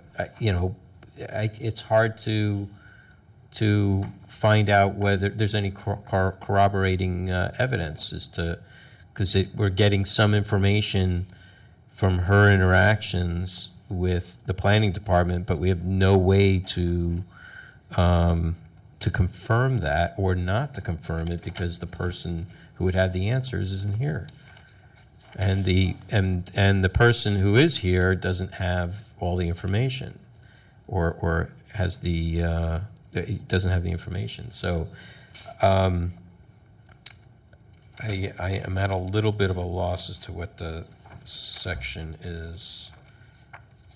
If somebody could help me out. Sorry? Mr. Rustin. Through to 67, 61.21E. 21E. Well, while Member Wolf is researching that question, the chair will respectfully suggest that we continue this matter until our meeting, special meeting of January 4th, 2011, at which time we will ask that the planning department reappear, sending representatives who can answer the questions that Mr. Smith was not able to answer. I think the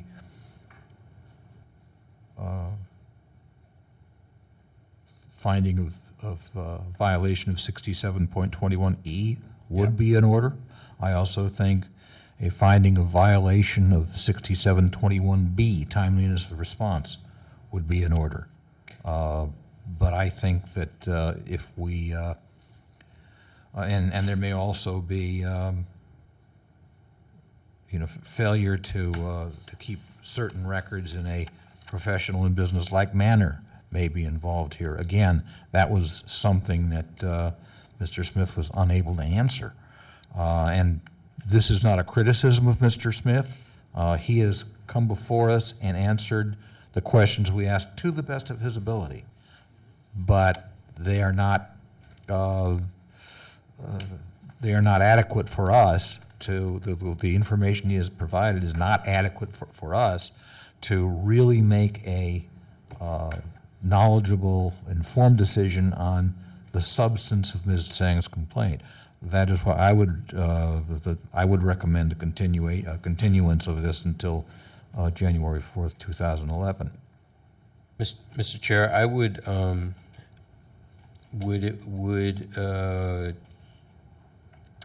as a matter of advice from other members chime in, if we find violation of 6721E tonight, and then, I'm sorry? That would close this case if we find a violation of that. Well, if we continue and find violation, because the chair would. Because it's a matter, to me, it's not substantive. It's really a matter of, 6721E is not substantive to the case. It's procedural. Mr. Rustin, did you have a comment? Yes, Mr. Chair. Keeping in mind the agenda for that day, you're talking about 11 cases that night. 11? 11. Okay, thank you. In order to, I would say, just to be on the safe side, the chair would recommend not finding violation tonight, but continuing the entire matter until. I understand, Mr. Chair. The concern is we've just sat here for the past 45 minutes and not have gotten any further than when we first started, because the person of interest here is not here to answer the question. So I feel a little, not good about that. And,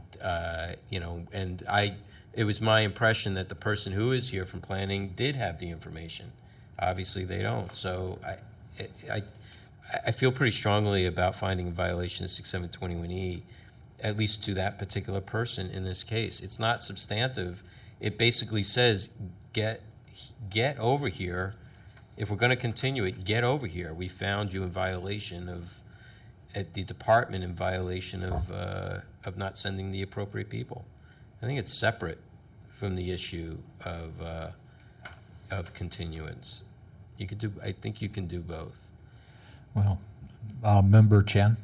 I just want to put a note out there that Ms. Tsang has been here for like a long time. I mean, constantly over and over. It's a burden for Ms. Tsang to constantly keep on coming here and not getting anything done.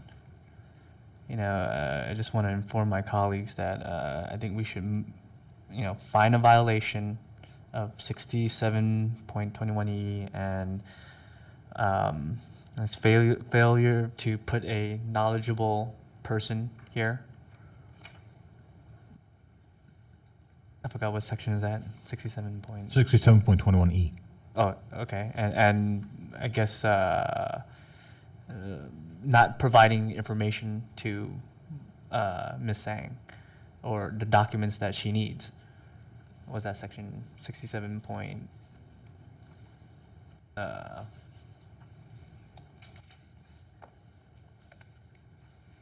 Maybe 20 something, right? 67.21C. And s- B and C. 21C then. And possibly 67.25, but I'm not sure on that.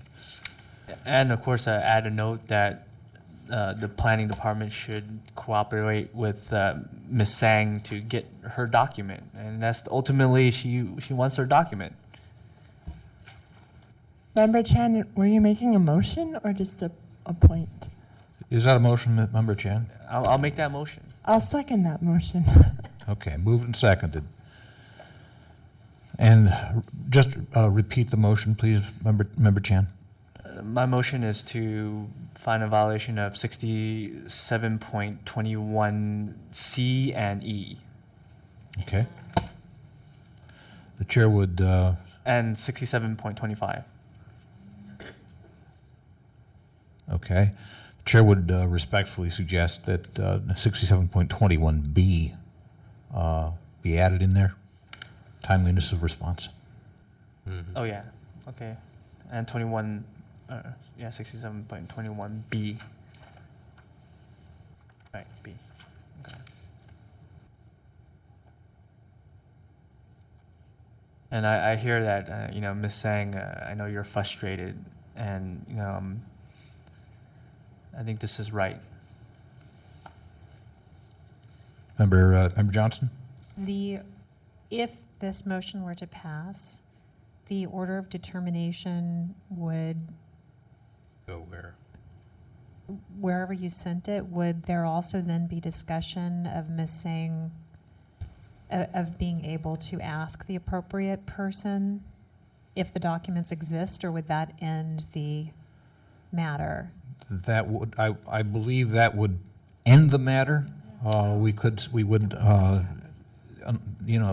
order of determination would have to prescribe some kind of remedy, and we really don't know what remedy is available precisely because of the information that we're lacking. So in that case, the order of determination could not prescribe remedy, which is why I'm suggesting continuance. Should we find violation tonight, this matter would go to EOT, the Education Outreach and Training Committee. Member Wolf?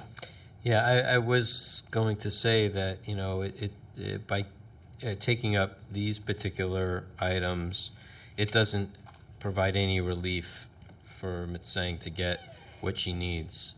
She's got a determination that there's been some inconsistencies and omissions of things, procedures that haven't been done, but it doesn't necessarily help her get to the information. I'm more interested in getting the person who has the information here so we can find out if there is corroborating evidence to her claims that, somebody did a visit, was there information, is there, it seems like they're doing diligence. I just don't know how diligent it is. So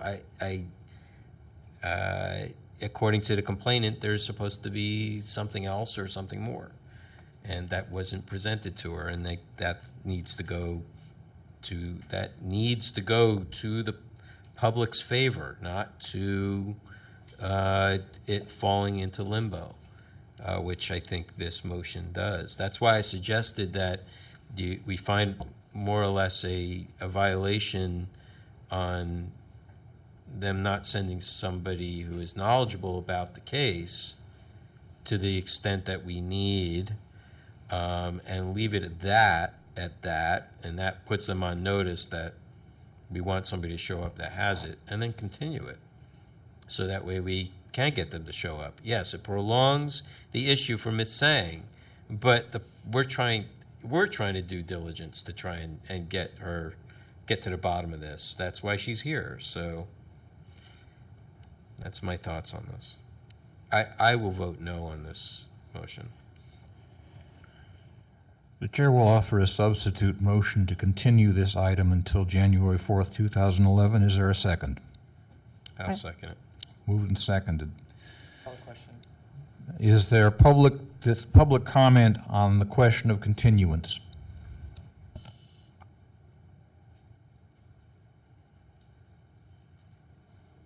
Yes, I do agree with you. I think it should be continued and get some more facts, and I'm sure you'll find a lot more information by doing that. That's all I want to say. Thank you. Thank you. Further public comment on the question of continuance? Ray Hartz, Director, San Francisco Open Government. In a previous appearance, Mr. Smith made the following statement. We want to get this resolved, quote, we've spent, quote, 100 hours of time so far on this to the tune of tens of thousands of dollars, unquote.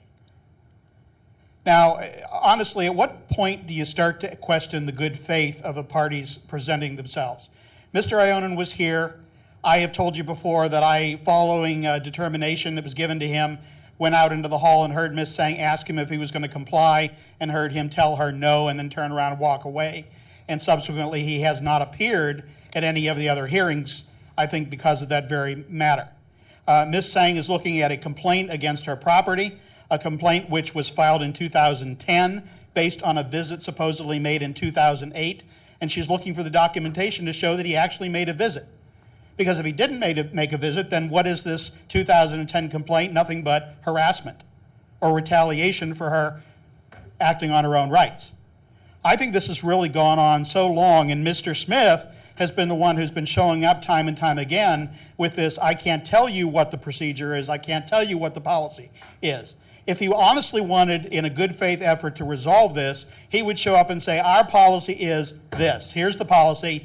When a complaint is filed, there should be supporting documentation of the date the visit was made, the reason the visit was made, where the visit was made to, and so forth. I mean, they have standard forms which they're required to fill out to support that. And they keep saying, oh, well, you know. But Mr. Ionin doesn't show up. I would say if you want to continue this, what you need to do is get Mr. Smith to commit to having Mr. Ionin, who is the person who you need to talk to, here at the next meeting. And if you can't get the commitment, then it's ridiculous to continue it, because we're just going to have the same thing we've had all of the other times when Mr. Smith has shown up, which is he answers the question he wants to answer.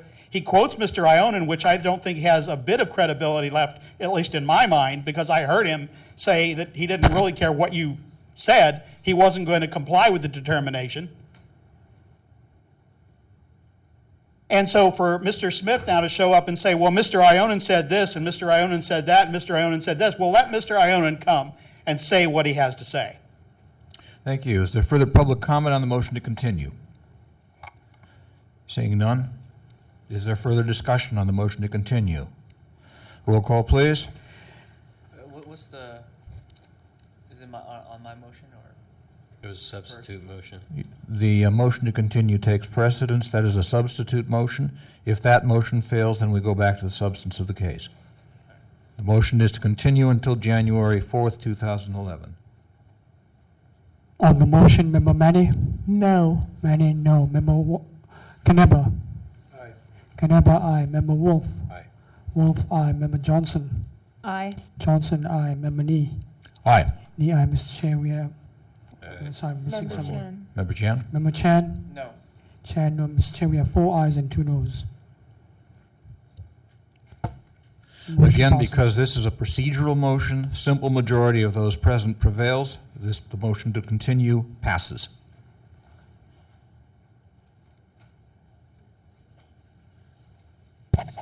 Chairney, do we as a body have the, I guess the word I could use in this situation is authority to summon or ensure that the appropriate person who can answer those questions? I'm sorry, we have? what? Repeat your question, please. I didn't hear the first part of it. I So apologize. no, it's all right. So as a body, I'm wondering if we have the sort of authority, if you will, to summon or ensure that that proper person to answer all those questions we still have is available.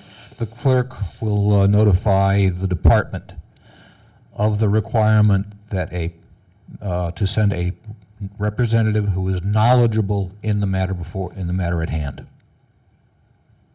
Thank you. Thank both parties for attending. Mr. Clerk, could you call the next item, please? Item number 8 is determination of jurisdiction on complaint filed by Ray Hartz against the Police Commission for allegedly violating Sunshine Ordinance Sections 67.15A and E.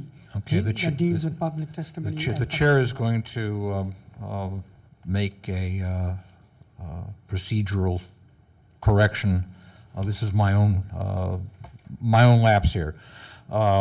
We have not yet had general public comment, so at this time we will call for general public comment. Is there any general public comment?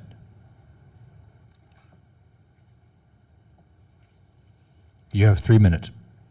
Members of the task force, Ray Hart, San Francisco Open Government.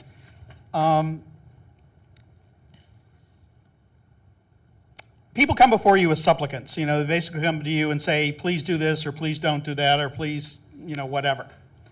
And unfortunately, that puts them in a kind of a strange position of putting themselves in a position where they can't say what they honestly feel for fear that it's somehow going to be held against them at a future time. But I've, through my experience, gotten past that because it's going to what's going to happen is going to happen. I'm really concerned about the fact that we keep having these meetings where you barely have a quorum. You have members who don't show up meeting after meeting after meeting after meeting. Your minutes run back 4, 5, 6 months, and they aren't approved. And really, I think this whole thing with the planning department, Ms. Sang's issue, is really just indicative of the fact that the Sunshine Ordinance is what you say it is.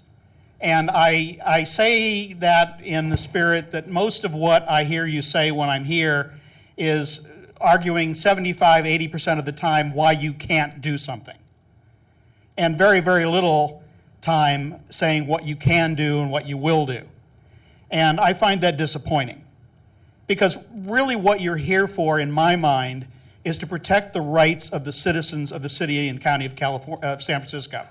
Their rights to access public records, their right to make public comment, and unfortunately we have city agencies and city commissions and boards who take exactly the opposite position, which is if we don't want to give it to you, we're just going to withhold it from you. And when it comes down to appearing before the committee or board, in many cases they won't even send the person who actually took the action. You know, so it really becomes this thing where it's the public trying to get access to documents and having to come here and do all of the jobs. They have to do the prosecution, they have to do the defense, they have to protect their character, they have to protect from being charges against them.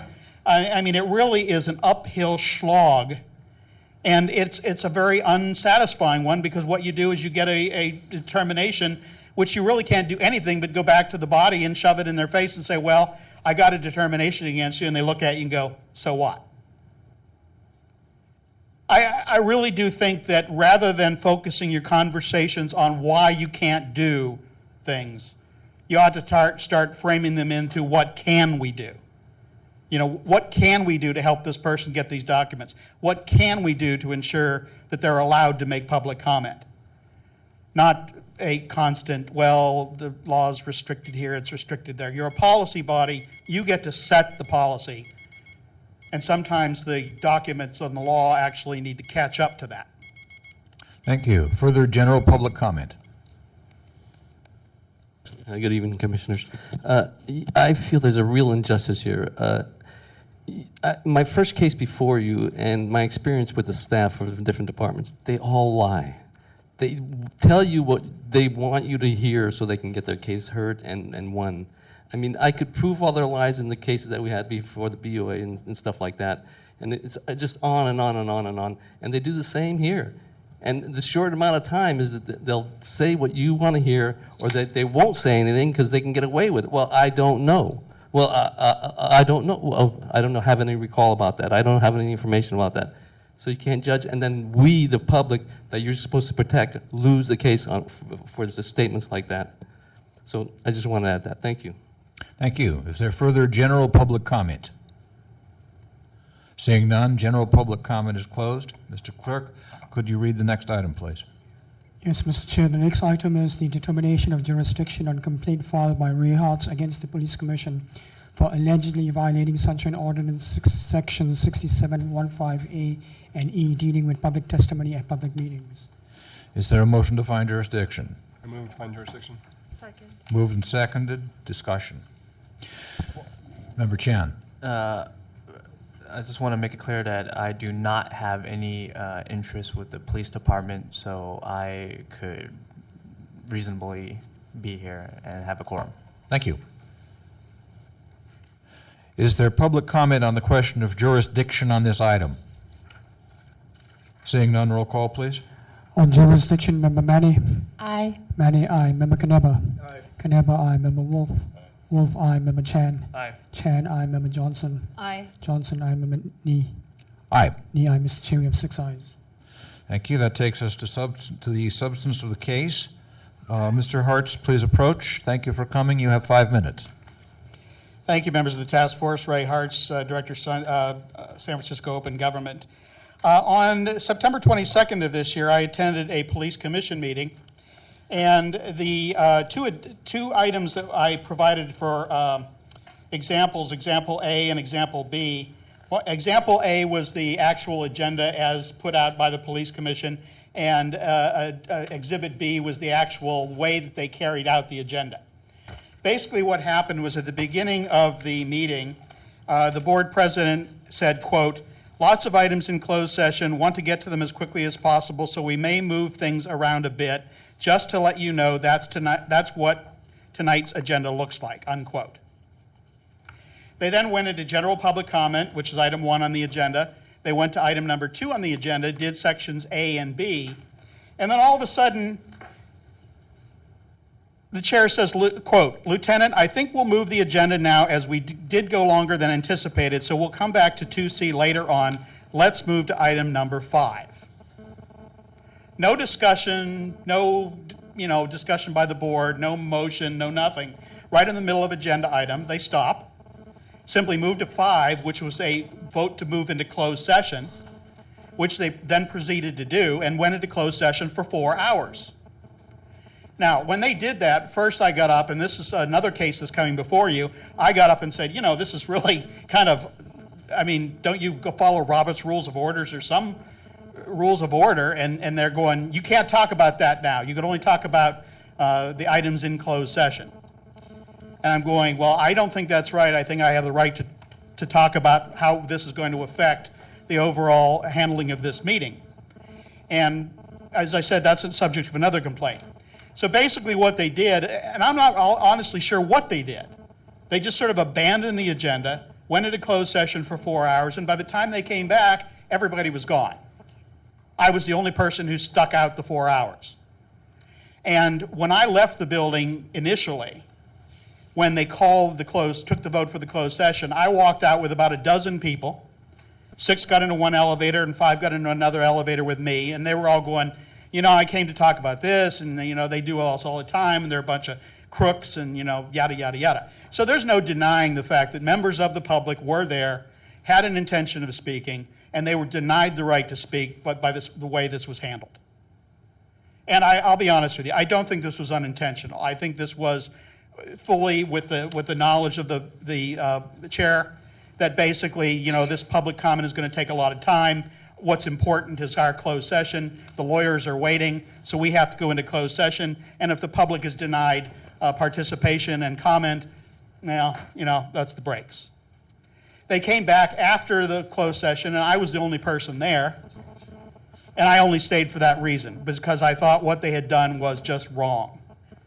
If you're going to put an agenda, the ordinance says, as soon as you know that you're going to change it, you do it. And I don't think that means, we've just taken too long. We need to just now skip 2 items on the agenda and move to item number 5 and, the hell with the public.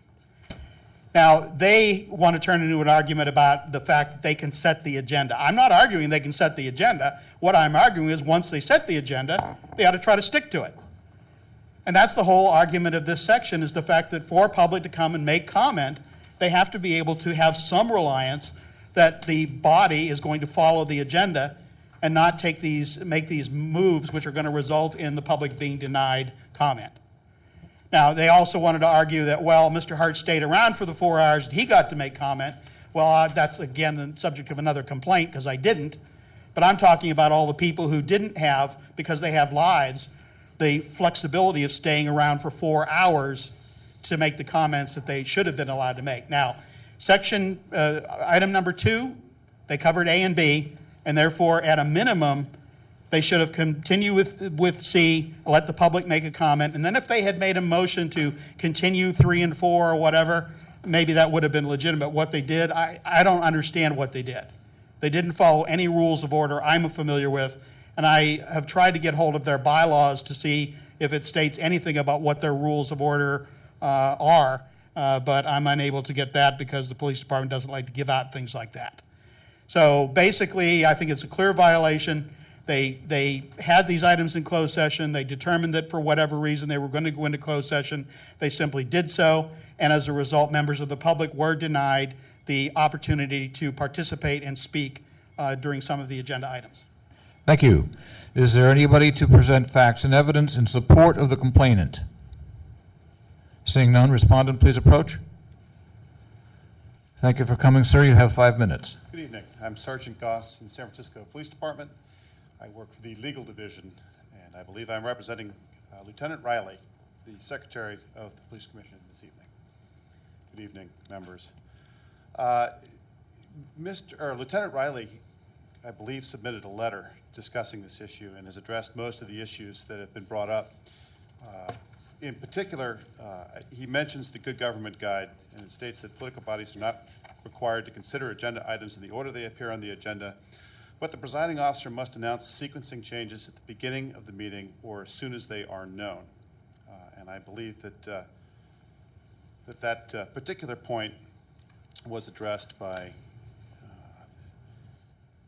Mr. Hartz just a few moments ago. And of course, the Police Commission would deny that Mr. Hartz had any ground whatsoever. He did state that he had an opportunity to make a political comment, even though he had to wait 4 hours to do so.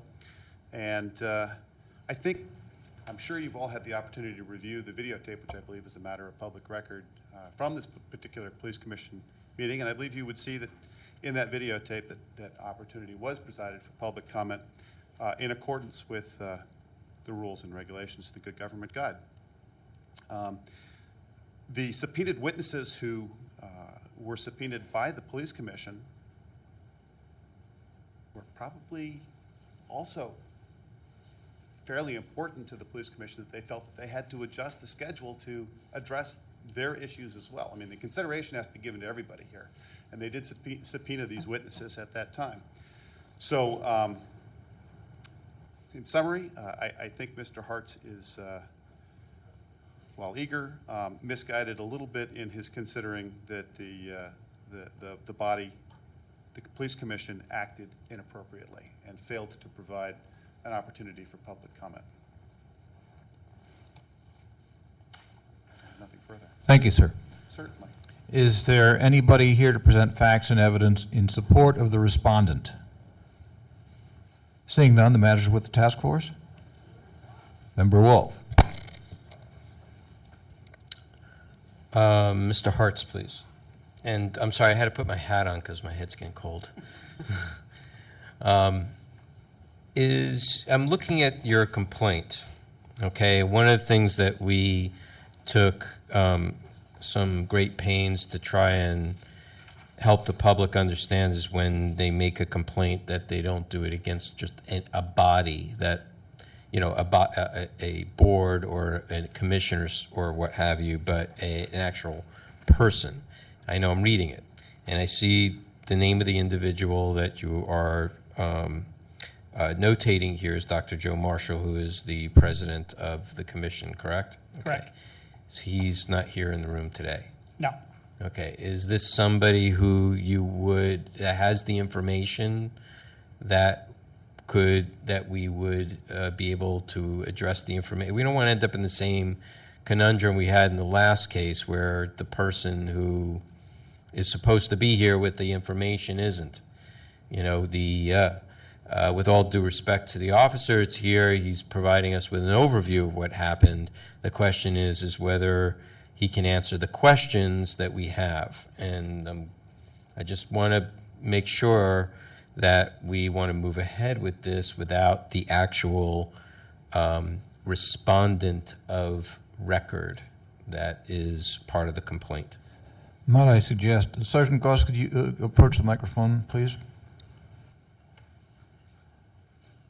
Sergeant, were you at the meeting in question, the meeting of September 22nd, 2010? No, I was not. Okay, thank you. Member Wolf, do you have any other questions? No, I don't. The only thing I can think of at this point is to do the same thing we did the last time. I hate to keep doing that because essentially if the respondent doesn't show up, then the matter should go to the complainant. Okay. And, and it be done with. And then the complainant has the opportunity to, do something else. But I don't want us to feel like we're spinning our wheels here because we're fishing for information that we can't get. Okay. What we found in the previous item that came before us involving Ms. Tsang and the planning department, we asked the questions before determining that they were not immediately answerable because the proper knowledgeable person had not been sent here to speak with us. What I would suggest is if any of us has any questions of the complainant or the respondent, ask them, and if we learn then that there are some questions that Sergeant Goss is not able to answer, then we can continue. Otherwise, if we have adequate information based on what's before us and based on what Sergeant Goss has told us, then there is no reason to continue. Okay. Is there anybody, does any member of the task force have a question of either the complainant or the respondent? Member Johnson. One question I did have when I was reading over it before we heard your testimony is in the respondent's letter, they address the good government guide, which is not it's not a law that's being complained about here, nor it's a guide, not the law. So I'm wondering why the letter does not address the Sunshine Ordinance 67.15 that's directly stated in the complaint.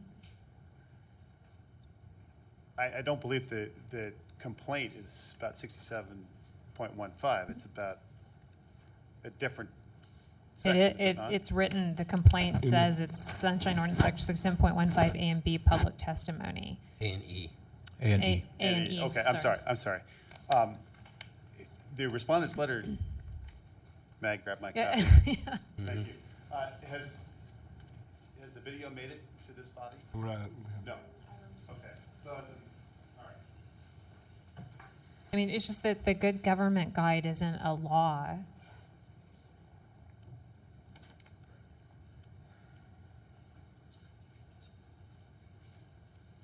All right, I'm sorry, you said 67.15 A, B, and E, and... I'm sorry, it's just A and B, I guess. A and E? A and E. A and E.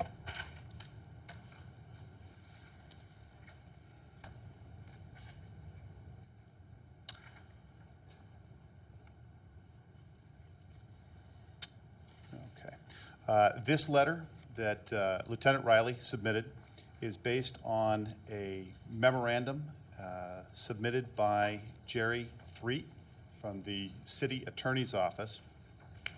Oh, that's not good. Continue, please. That addresses 67.15E and 67.15A. And in it, if you give me just 1 second here, he said,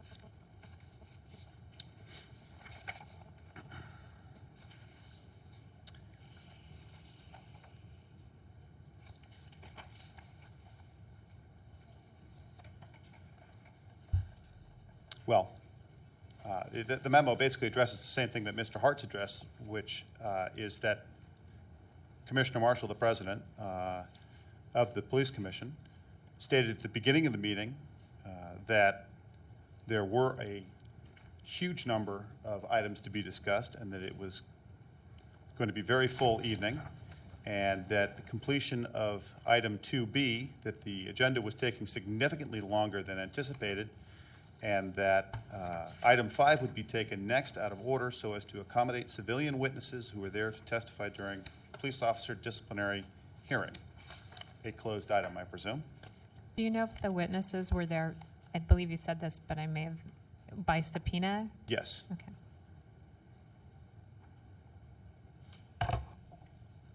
And according to the city attorney, that fulfills the requirements of 67.15E. And the reason the good government guide quote is in there is because that's what's in that memo. No, the Good Government Guide Code is what is quoted in Lieutenant Riley's section, but it also addresses the same issue. It's just that it's not a law. Yeah, it's a guide. But it's not law, so we can't. Right. We can't like apply that to anything. But so based on that, my question was, I was curious, is it just that the agenda was going to be very long because it was just one subsection of an item, or was there a fear that they would lose a quorum, and that's why they went? I'm not sure I completely understand. The President Marshall, addressed at the very beginning, I think the opening statement was that it was a very full evening, and that the witnesses are at the termination of item 2B, the witnesses should be accommodated because it was taking significantly longer to get through items 1, 2, 3, 4, and they didn't think it was appropriate for these witnesses who were there under subpoena to stay till the duration, better to address that situation, which was also going to take, obviously, a significant amount of time. In this particular case, Mr. Hart says it was 4 hours, and to accommodate them. Well, I'm just curious why. I'm not sure if there's something you could respond to or not, but since there was, the item was skipped in kind of an odd way, where it was 2A, 2B, and 2C. You know, they skipped from 2B, they didn't continue 2C, and then go into the closed session, sort of wrapping up that item 2. So I'm curious if there was a fear. I mean, in many situations in courtrooms, sometimes witnesses have to wait a little bit longer. Regularly, witnesses have to wait a little bit longer because you can't necessarily guarantee what time they're going to testify. So I'm curious if there was a fear that they would lose a quorum of the commission, or why they would not want to continue with just that item 2C to complete item 2, being aware that there were people. There's sometimes at a meeting they'll ask how many people are here to speak on this item, and if there were a lot of people for the public for item 2, they may decide we need to move to 5. So I'm wondering what the reasoning was for moving, other than just the witnesses were waiting. Was there going to be a significant period of time because it's just 2C? Because at the Board of Supervisors, this is not on behalf of the task force, but myself personally, there has been a significant amount of issue going on around the avoidance of long periods of time during budget. President Chu just did it during the mayoral questioning. He waited a significant period of time purposely, not necessarily saying that people did it intentionally, but it gives the appearance of intentionally requiring people to wait significant periods of time. So I'm wondering why they would cut it short on that 1, 2C, knowing that there were people, but it may not be something. I'm certain that the video would be perfect explanation, but also. But we require people to be here to respond. I'm not required to go and watch the video. I understand that, and I'm certain that Dr. Marshall would be able to answer the question directly. I also say that as a matter of public record, the video is out there, and it will clearly show whatever the commission decided. Also a solution to having Dr. Marshall appear here. If Mr. Hartz, did the Yes. did anyone on the was there any sort of request to find out how many people were asking to speak on item 2? No, they got to 2B, and he simply said what I quoted. That took longer than we expected. We need to move to item 5. Lieutenant Rowley, call item 5. Were they long? Was item 2A and B? Well, 2A and B were, but they were their items. They were, commendations and things that they just let go on interminably. I mean, you can, I think is what you were saying is, if I let something run for an hour and then I say, oh, well, because it's run for an hour that, now we can just sort of abandon the agenda and move along, that's okay. But what they did is they came back after the 4-hour break and they managed to complete every other item agenda in 9 minutes. Thank you. And I think that was the intent. And then I just have one more point of order question. Please. For you. Is there a conflict of interest that the memo they're using is also our counsel, advising counsel, or would we just ask Ms. Clark? Well, I have actually the same question. Thank you. There could be some conflict there, and I intend to pursue the question with Mr. Threed and with City Attorney Herrera. May I ask a question on that? Because I've never seen that, and it isn't in the documentation. Go on. Go on. Mr. Chair. Member Knebber? I mean, I was kind of not looking for a continuance until I actually heard that, because I think that brings in a big question. I think the confusion is that was not a response to us. It was a response to the commission, not to us, from Deputy City Attorney. We do not have that memo, and it was never meant for us. But I think that in light of that it is our Deputy City Attorney who drafted this memo, I think that we need to investigate this further before we can even continue. Member Wolf? Yeah, going backwards, I agree. It's now part of the record. Now it's discovered. So I think it's there. Mr. Hartz, I have a question for you, please. You attend police commission meetings often? I have been over the last couple of months, yes. In any or all of these meetings, what's the procedure for starting a meeting and making a meeting go, meeting process? I'll be honest with you, I'm not quite clear on your question. What's the first thing that they do to start the meeting off? They take roll. And what do they do after that? Take general public comment. And what do they do after that? Next item on the agenda. So they don't approve the agenda? No. Okay, thank you. Well, I can't say that as a general rule that they never do. I'm just asking for your experience. Now I'm going to try to get more information. Sergeant, correct? Yes, that's correct. Sergeant Goss. So are you familiar with the Commission's rules of procedures? In general, yes. Okay. Do they have a rule stating that they should follow Robert's rules? I don't know. Okay. Do you know if there's a rule that requires them to approve all action items by a roll call By a vote vote or roll call something? Yeah. Yes. Okay. Do you know that there is a practice that the agenda is considered an action item and that it itself is to be approved?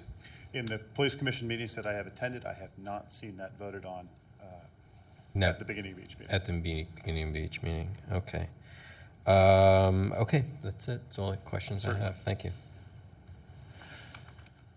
At this time, the respondent and then the complainant will each get 3 minutes to make any concluding or rebutting remarks. Sergeant Goss.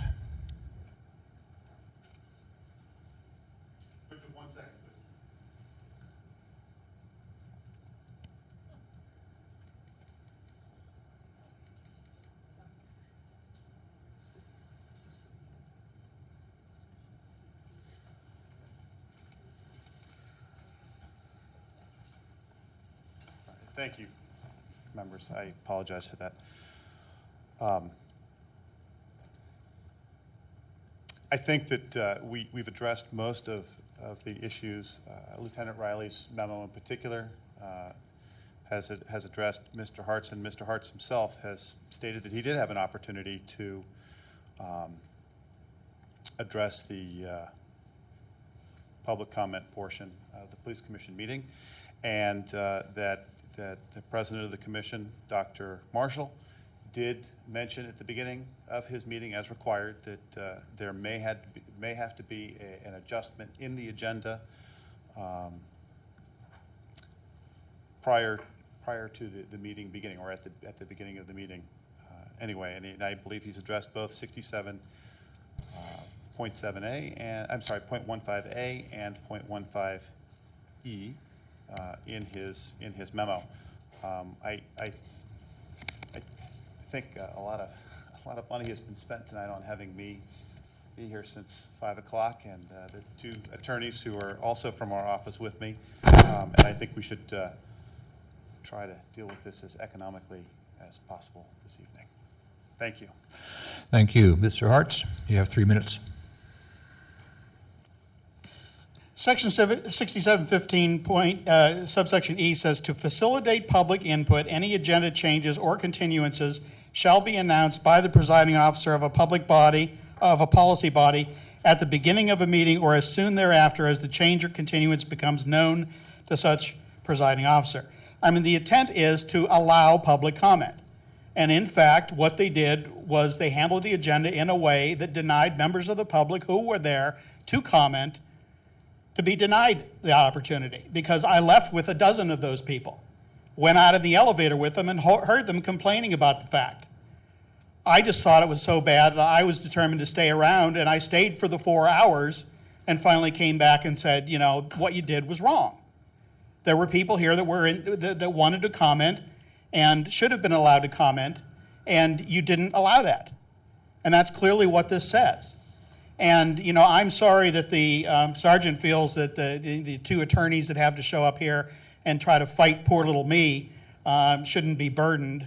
But the bottom line is 2 weeks later I went back and they had the same setup on their agenda where they went into closed session, and then the only item after the closed session, election of officers. Gee, let's hold the election of officers at the very end of the meeting after the public has been forced to leave the chamber. And I at that time evoked, you know, the idea of Bell, California, where all the city managers voted themselves and the city council members all big, huge pay raises for which now they're all going to jail. And I have to look at some of these things and say, is this the pattern? Was the intent, public comment's going to take a long time. If we go into closed session, everyone will leave, and then we come back, we can finish the rest of the agenda in 9 minutes. And I have to say, honestly, that was my perception of exactly what happened that night. They looked out at the audience, they saw the people that were there that were going to actually participate in the agenda items and make public comment.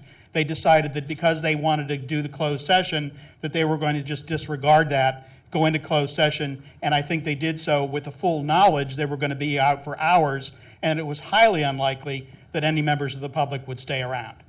And I think they were actually shocked when I did stay around, and even at that point, as I said, is not subject to another case, they did stop me from making the comments that I got up to make, and I was flabbergasted and said to the, I can't believe that you're, saying that I can't actually talk about this. What happened to the Constitution of the United States in this room? So basically what I'm saying is, they did the agenda, they should have stuck to the agenda, and if not, they should have followed some regular rules of order to handle it in a equitable way, and if they had, then the public wouldn't have been denied the opportunities that they should have had. Thank you. Matter is back with the task force. Is there a motion?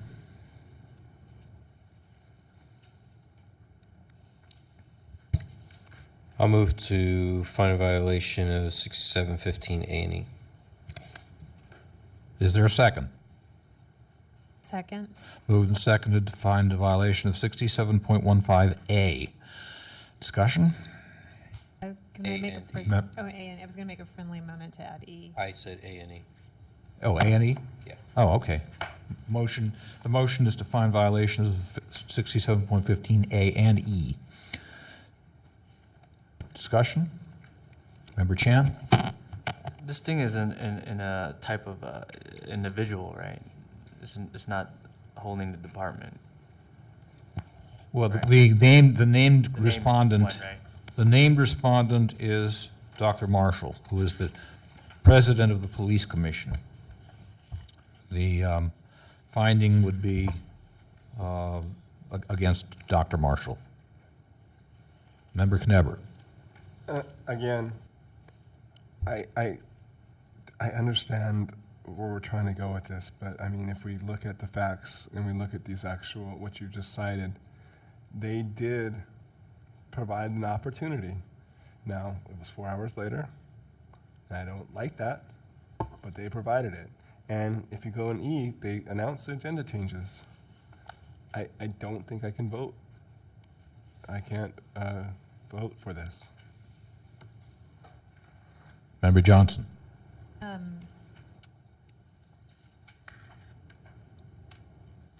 Even though my reasoning behind the violation of the Section E part of it is that if they knew there were these witnesses that had been subpoenaed at a specific time, as is indicated in their letter, I believe that that's something that they could have specifically stated at the beginning. They knew the time, they had the subpoenas, the people had to be there.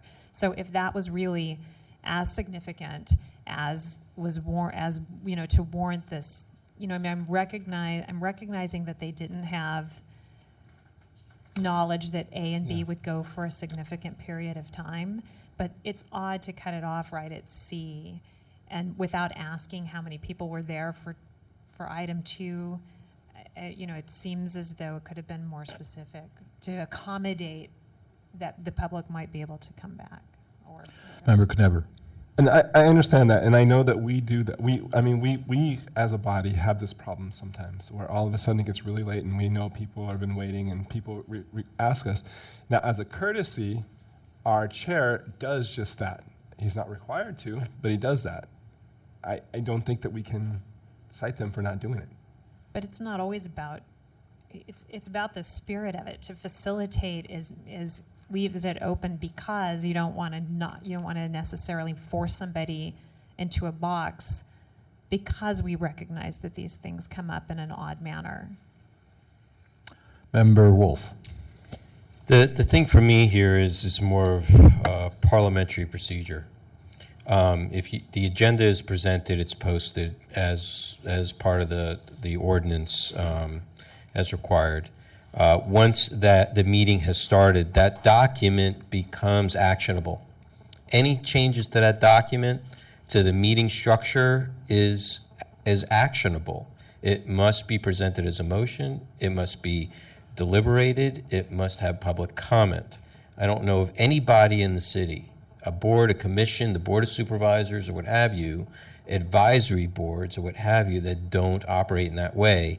And I can't imagine that the commission does not have, or it excludes from their rules of procedures that they can operate outside of Robert's rules.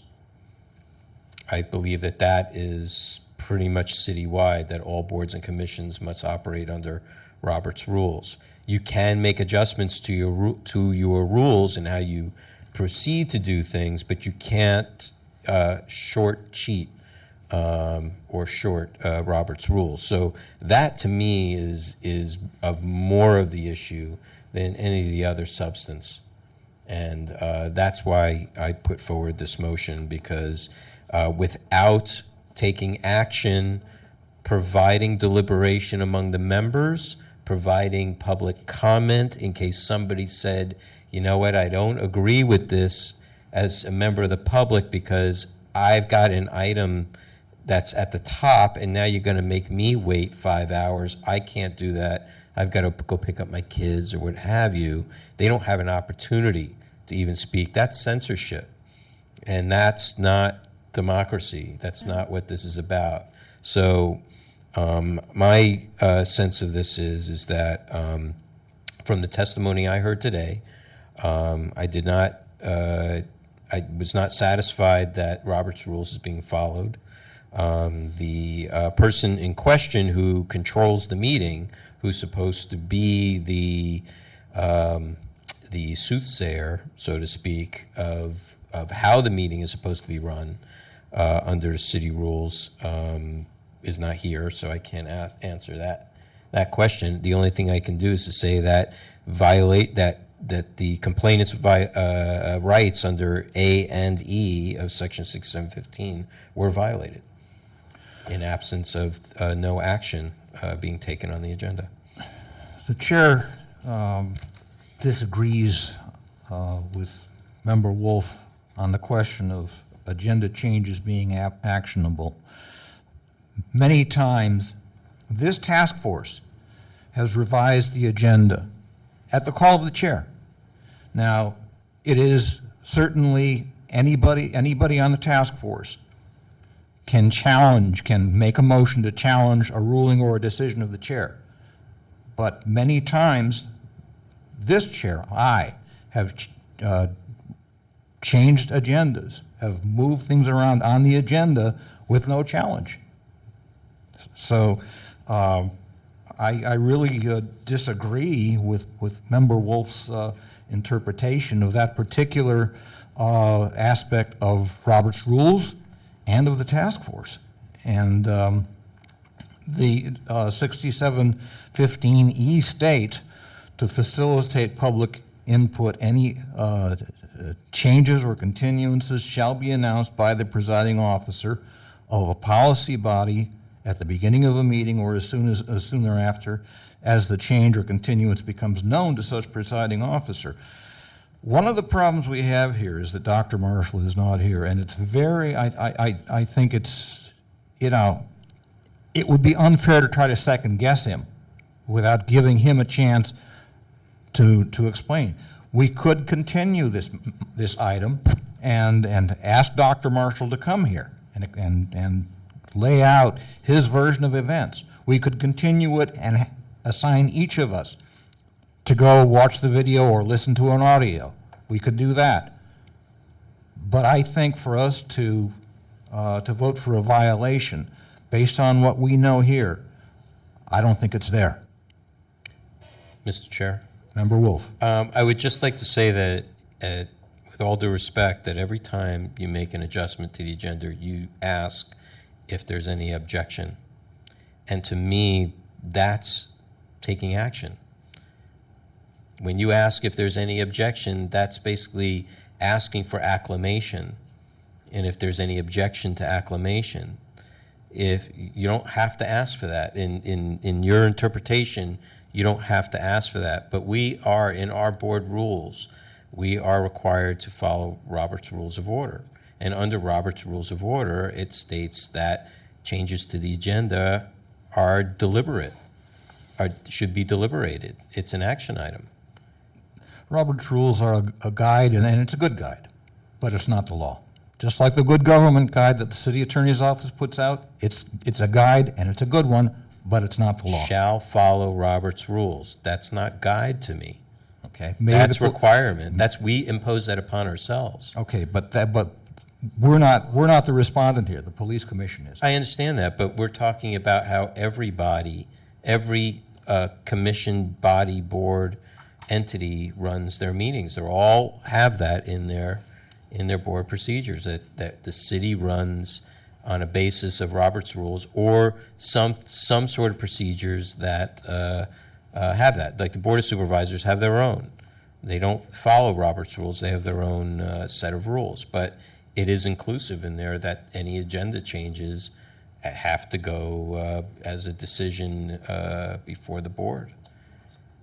So I'm a little at a loss here because I don't know I'm feeling like the rug is being pulled out from under me, because it's my intention being on this body to make sure that open meetings are happening properly according to the procedures that are imposed upon itself. If you're telling me that Robert's Rules is only a guide, then I'll just speak out when I feel like it.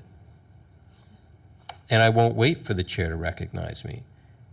I mean, we're talking about chaos. The purpose of Robert's Rules is to bring order to a meeting. And we follow that. We present an agenda. It's in a format that's described in Robert's Rules. We approve our agenda. We approve every meeting. We approve our agenda. So I don't think that we do not follow Robert's Rules and respect it. So to me, I don't know. I don't know how to answer that. I'm a little flabbergasted at this point. Is there any public comment on the motion to find violation of 67.15A and 67.15E? Thank you for coming, sir. You have 3 minutes. Good evening, President, Commissioners. Yes, I agree with you. You should find violation. The health and safety code, the definition of shall means that is mandatory. You have to do it. As Commissioner Wolf said, shall. It's not something that you should just pass by. You have to go by it. I'd like to make a comment also. What bothers me is that the sergeant here said he's from the legal department, and he brings 2 attorneys with him. I mean, Jesus. I mean, against Ray. I mean, they'll talk about unbalance and hired guns, and then the case before this when the planning department sends their hired gun and not the respondents. I agree with Commissioner Wolf again when he commented earlier that if the respondent don't show up, just give the case to the complainant. Thank you. Thank you. Is there further public comment on the violation? On the motion to find violation? Seeing none, public comment is closed. Further discussion. Member Chan. Can I make a motion to continue? There's a motion to continue. Is there a second? The chair will second. Discussion? Is there public comment on the motion to continue? Is there public comment on the motion to continue? Seeing none, public comment is closed. Member Johnson. What if question of clarification? Continuance to allow for what? To allow Member Chan? Dr. Marshall to come here so we could get some clarification Clarification regarding?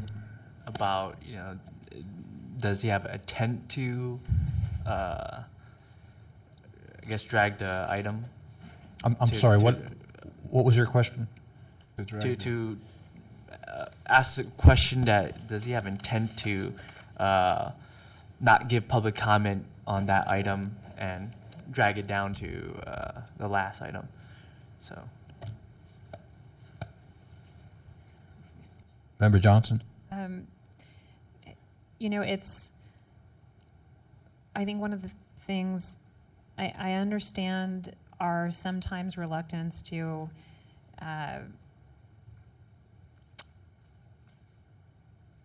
not interpret some of these words, facilitate, etc. But everybody else around us does so. And the departments do it. And even in our own discussions tonight, they were used against us by Rec and Park. And I think we need to be, the task force is becoming more and more on the spot. And I think we need to lay down some consistent rules. I mean, we have 2 attorneys and a sergeant from the department represented here. And it's difficult to determine exactly what the intent might be, but the purpose of the sunshine is to facilitate the public's ability to view, the two items in the beginning that are reports, and knowing that they had this full agenda, and his own reasoning is that these witnesses were going to appear at a certain time. That's his own reasoning. They knew what time the witnesses were going to be there, and these were reports that they could have controlled the amount of time, or just stated that the report, sometimes we do that the reports are not as significant as these witnesses being there. And I think that by continuing it, we may not get Dr. Marshall here, he's not here now, but they have some pretty high-powered representation here that they claim is costing them a lot of money. And I think the Sunshine Ordinance Task Force needs to start taking some kind of make a statement about forcing the public to wait so long to comment on something without, you're a good example of how you handle it when we move things around on the agenda. You specifically ask people in the audience how it will inconvenience them, why it will inconvenience them, how many people are here to speak on a specific item, and that was not done. It doesn't show accommodation to something, especially since it was to go into closed session, which is the public is, for reasons, kept out. So I think by continuing it, we're going down that same path of wondering why didn't that person appear here anyway? They've sent a letter, and their very interpretation of it is time specific based on the witnesses. The subpoenas. Further discussion? Okay, I believe I already called for public comment on the motion to continue. There was none. Roll call, please. This is on the motion to continue. On the motion to continue, Member Manny? No. Manny, no. Member Caneva? No. Caneva, no. Member Wolf? No. Wolf, no. Member Chan? Aye. Chan, aye. Member Johnson? No.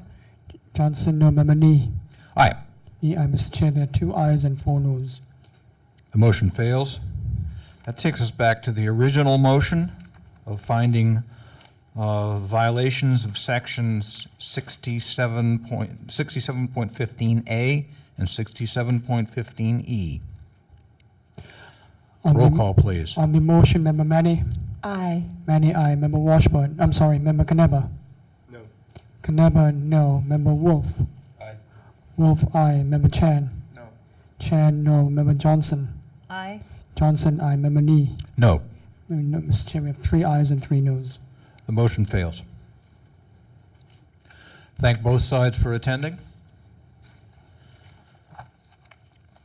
Next item, please.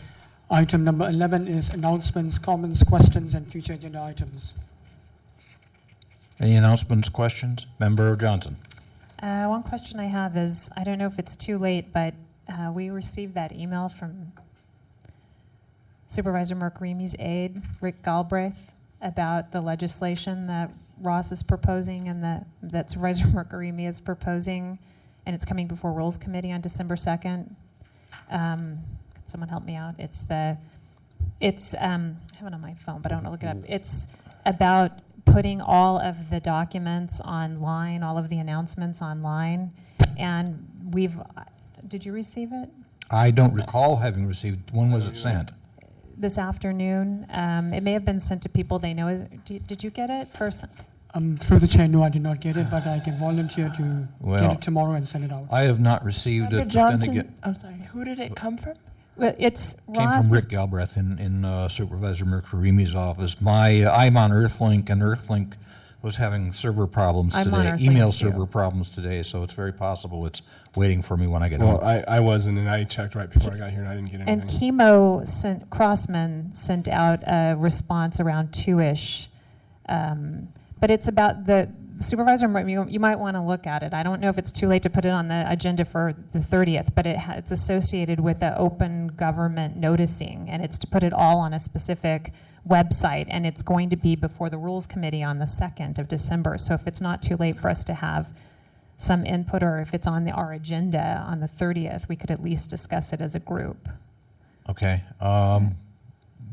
Mr. Clerk, could you make a note to itemize that for the agenda on November 30th, please?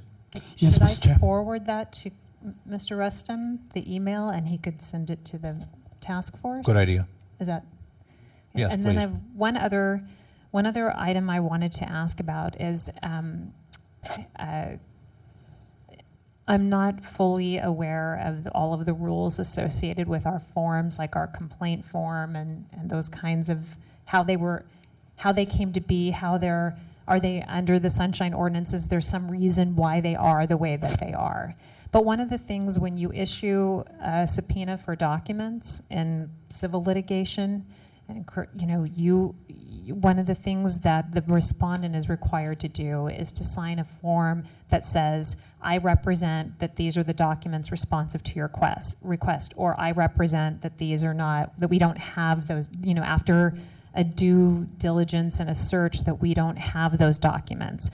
Have the task force, I would like to wonder if we could put on the agenda, maybe not next time, but that there be such a document that people could use when they're responding, because it's not that a custodian of records has to sign it, but whoever they're representing that they actually did the search, and this would eliminate, I think, some of these issues of I don't know and who did it and who did you talk to, because then the person who actually did the search would sign it saying I did this search. It's not like a affidavit where it's legal, but it puts some responsibility and shows some paper trail, I guess. I would be happy to provide examples from my work if you. Yes, that would be helpful, perhaps. Whenever our agenda becomes light enough to permit discussion on that, it might also be something that we have a rules committee. It's currently dormant, but maybe that would be something for our rules committee to consider. Mr. Rustam, did you have a comment on that? No, Mr. Chair. Oh, okay, thanks. But I am familiar with the document because the clerk's office has from time to time signed a similar document. Oh, we have a document? Or Not really, the clerk's office. The clerk's office? Yes. I see, okay. I have a couple of things. Very briefly, at our last Compliance and Amendments Committee, Michael Wright, who had been a complainant in a matter that came before us, just came by to thank the task force and thank Mr. Rustam for the way that we handled his case. He felt we did it professionally and with courtesy. So, Mr. Rustam, please consider yourself the recipient of an accolade. Second thing, very soon, the Society of Professional Journalists Northern California chapter will send out a call for nominations for its annual James Madison Awards. The James Madison Awards honor persons and organizations that have championed sunshine and or the First Amendment. So when we are ready to, I'm part of the Society of Professional Journalists, and when we are ready to send out that call, I will make certain that the task force receives it. So in the meantime, start thinking about somebody you know who might be worthy of that award. Anything further? The Chair will entertain a motion for adjournment. I move we adjourn.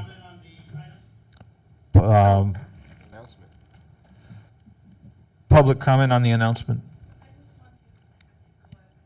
Thank you for your time to serve the public, and have a happy holiday, because I probably won't see you until January. Thank you. Thank you. Also, if we don't see you, have a good holidays. Thank Bye-bye. you the same.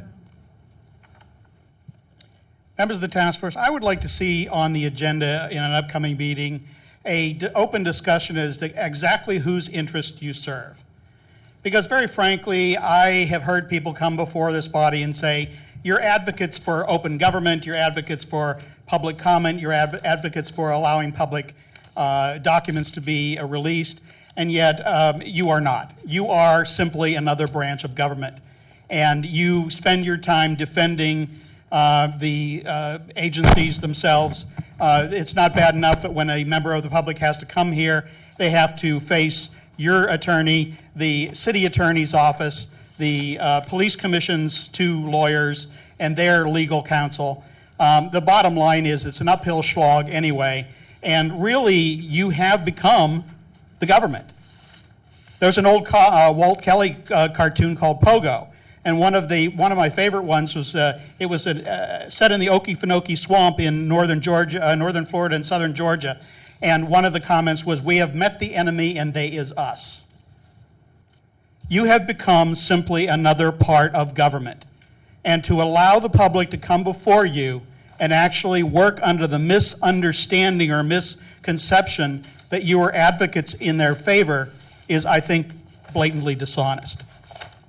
Because I think you are here on behalf of the city and on behalf of the city agencies, because every single case tonight, you sided with the city.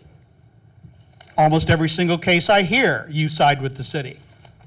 And in the very, very worst case, you find them in violation, and what do they get to do? They get to go to the Ethics Commission and fight with Mr. LaCroix, or Sandcroix, or whatever the hell it is, when he just simply says, well, I don't recognize that what you do has any validity at all. So it basically is just nothing but the public against the government, and you are the government. You know, Mr. Chair, I would just like to respond to Mr. Hart's statement. You know, many people say this over and over again in front of us, and I've been approached by many people that say the same thing.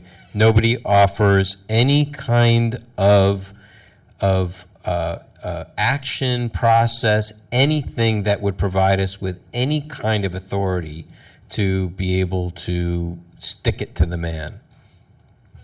Okay? There is nothing in the Sunshine Ordinance that gives us that. That's why we were trying to do the amendments. So anytime somebody comes up to me and says that, I tell them, change the law. Because the only enforcement arm we have is the Ethics Commission. So we have no choice. Either it goes to the Ethics Commission, or you get your determination, thank you very much. Take it to court. And that's why that was written into the Sunshine Ordinance. Now, the ordinance is outdated. I get it. We need it needs to be amended for today's terms, because the way enforcement and things are being handled are not being handled according to the way we feel it should be. So, for people to pontificate that we don't know, that we're siding with the city, and by virtue of us making it our ruling that we're giving them a pass, I'm sorry, I don't buy it.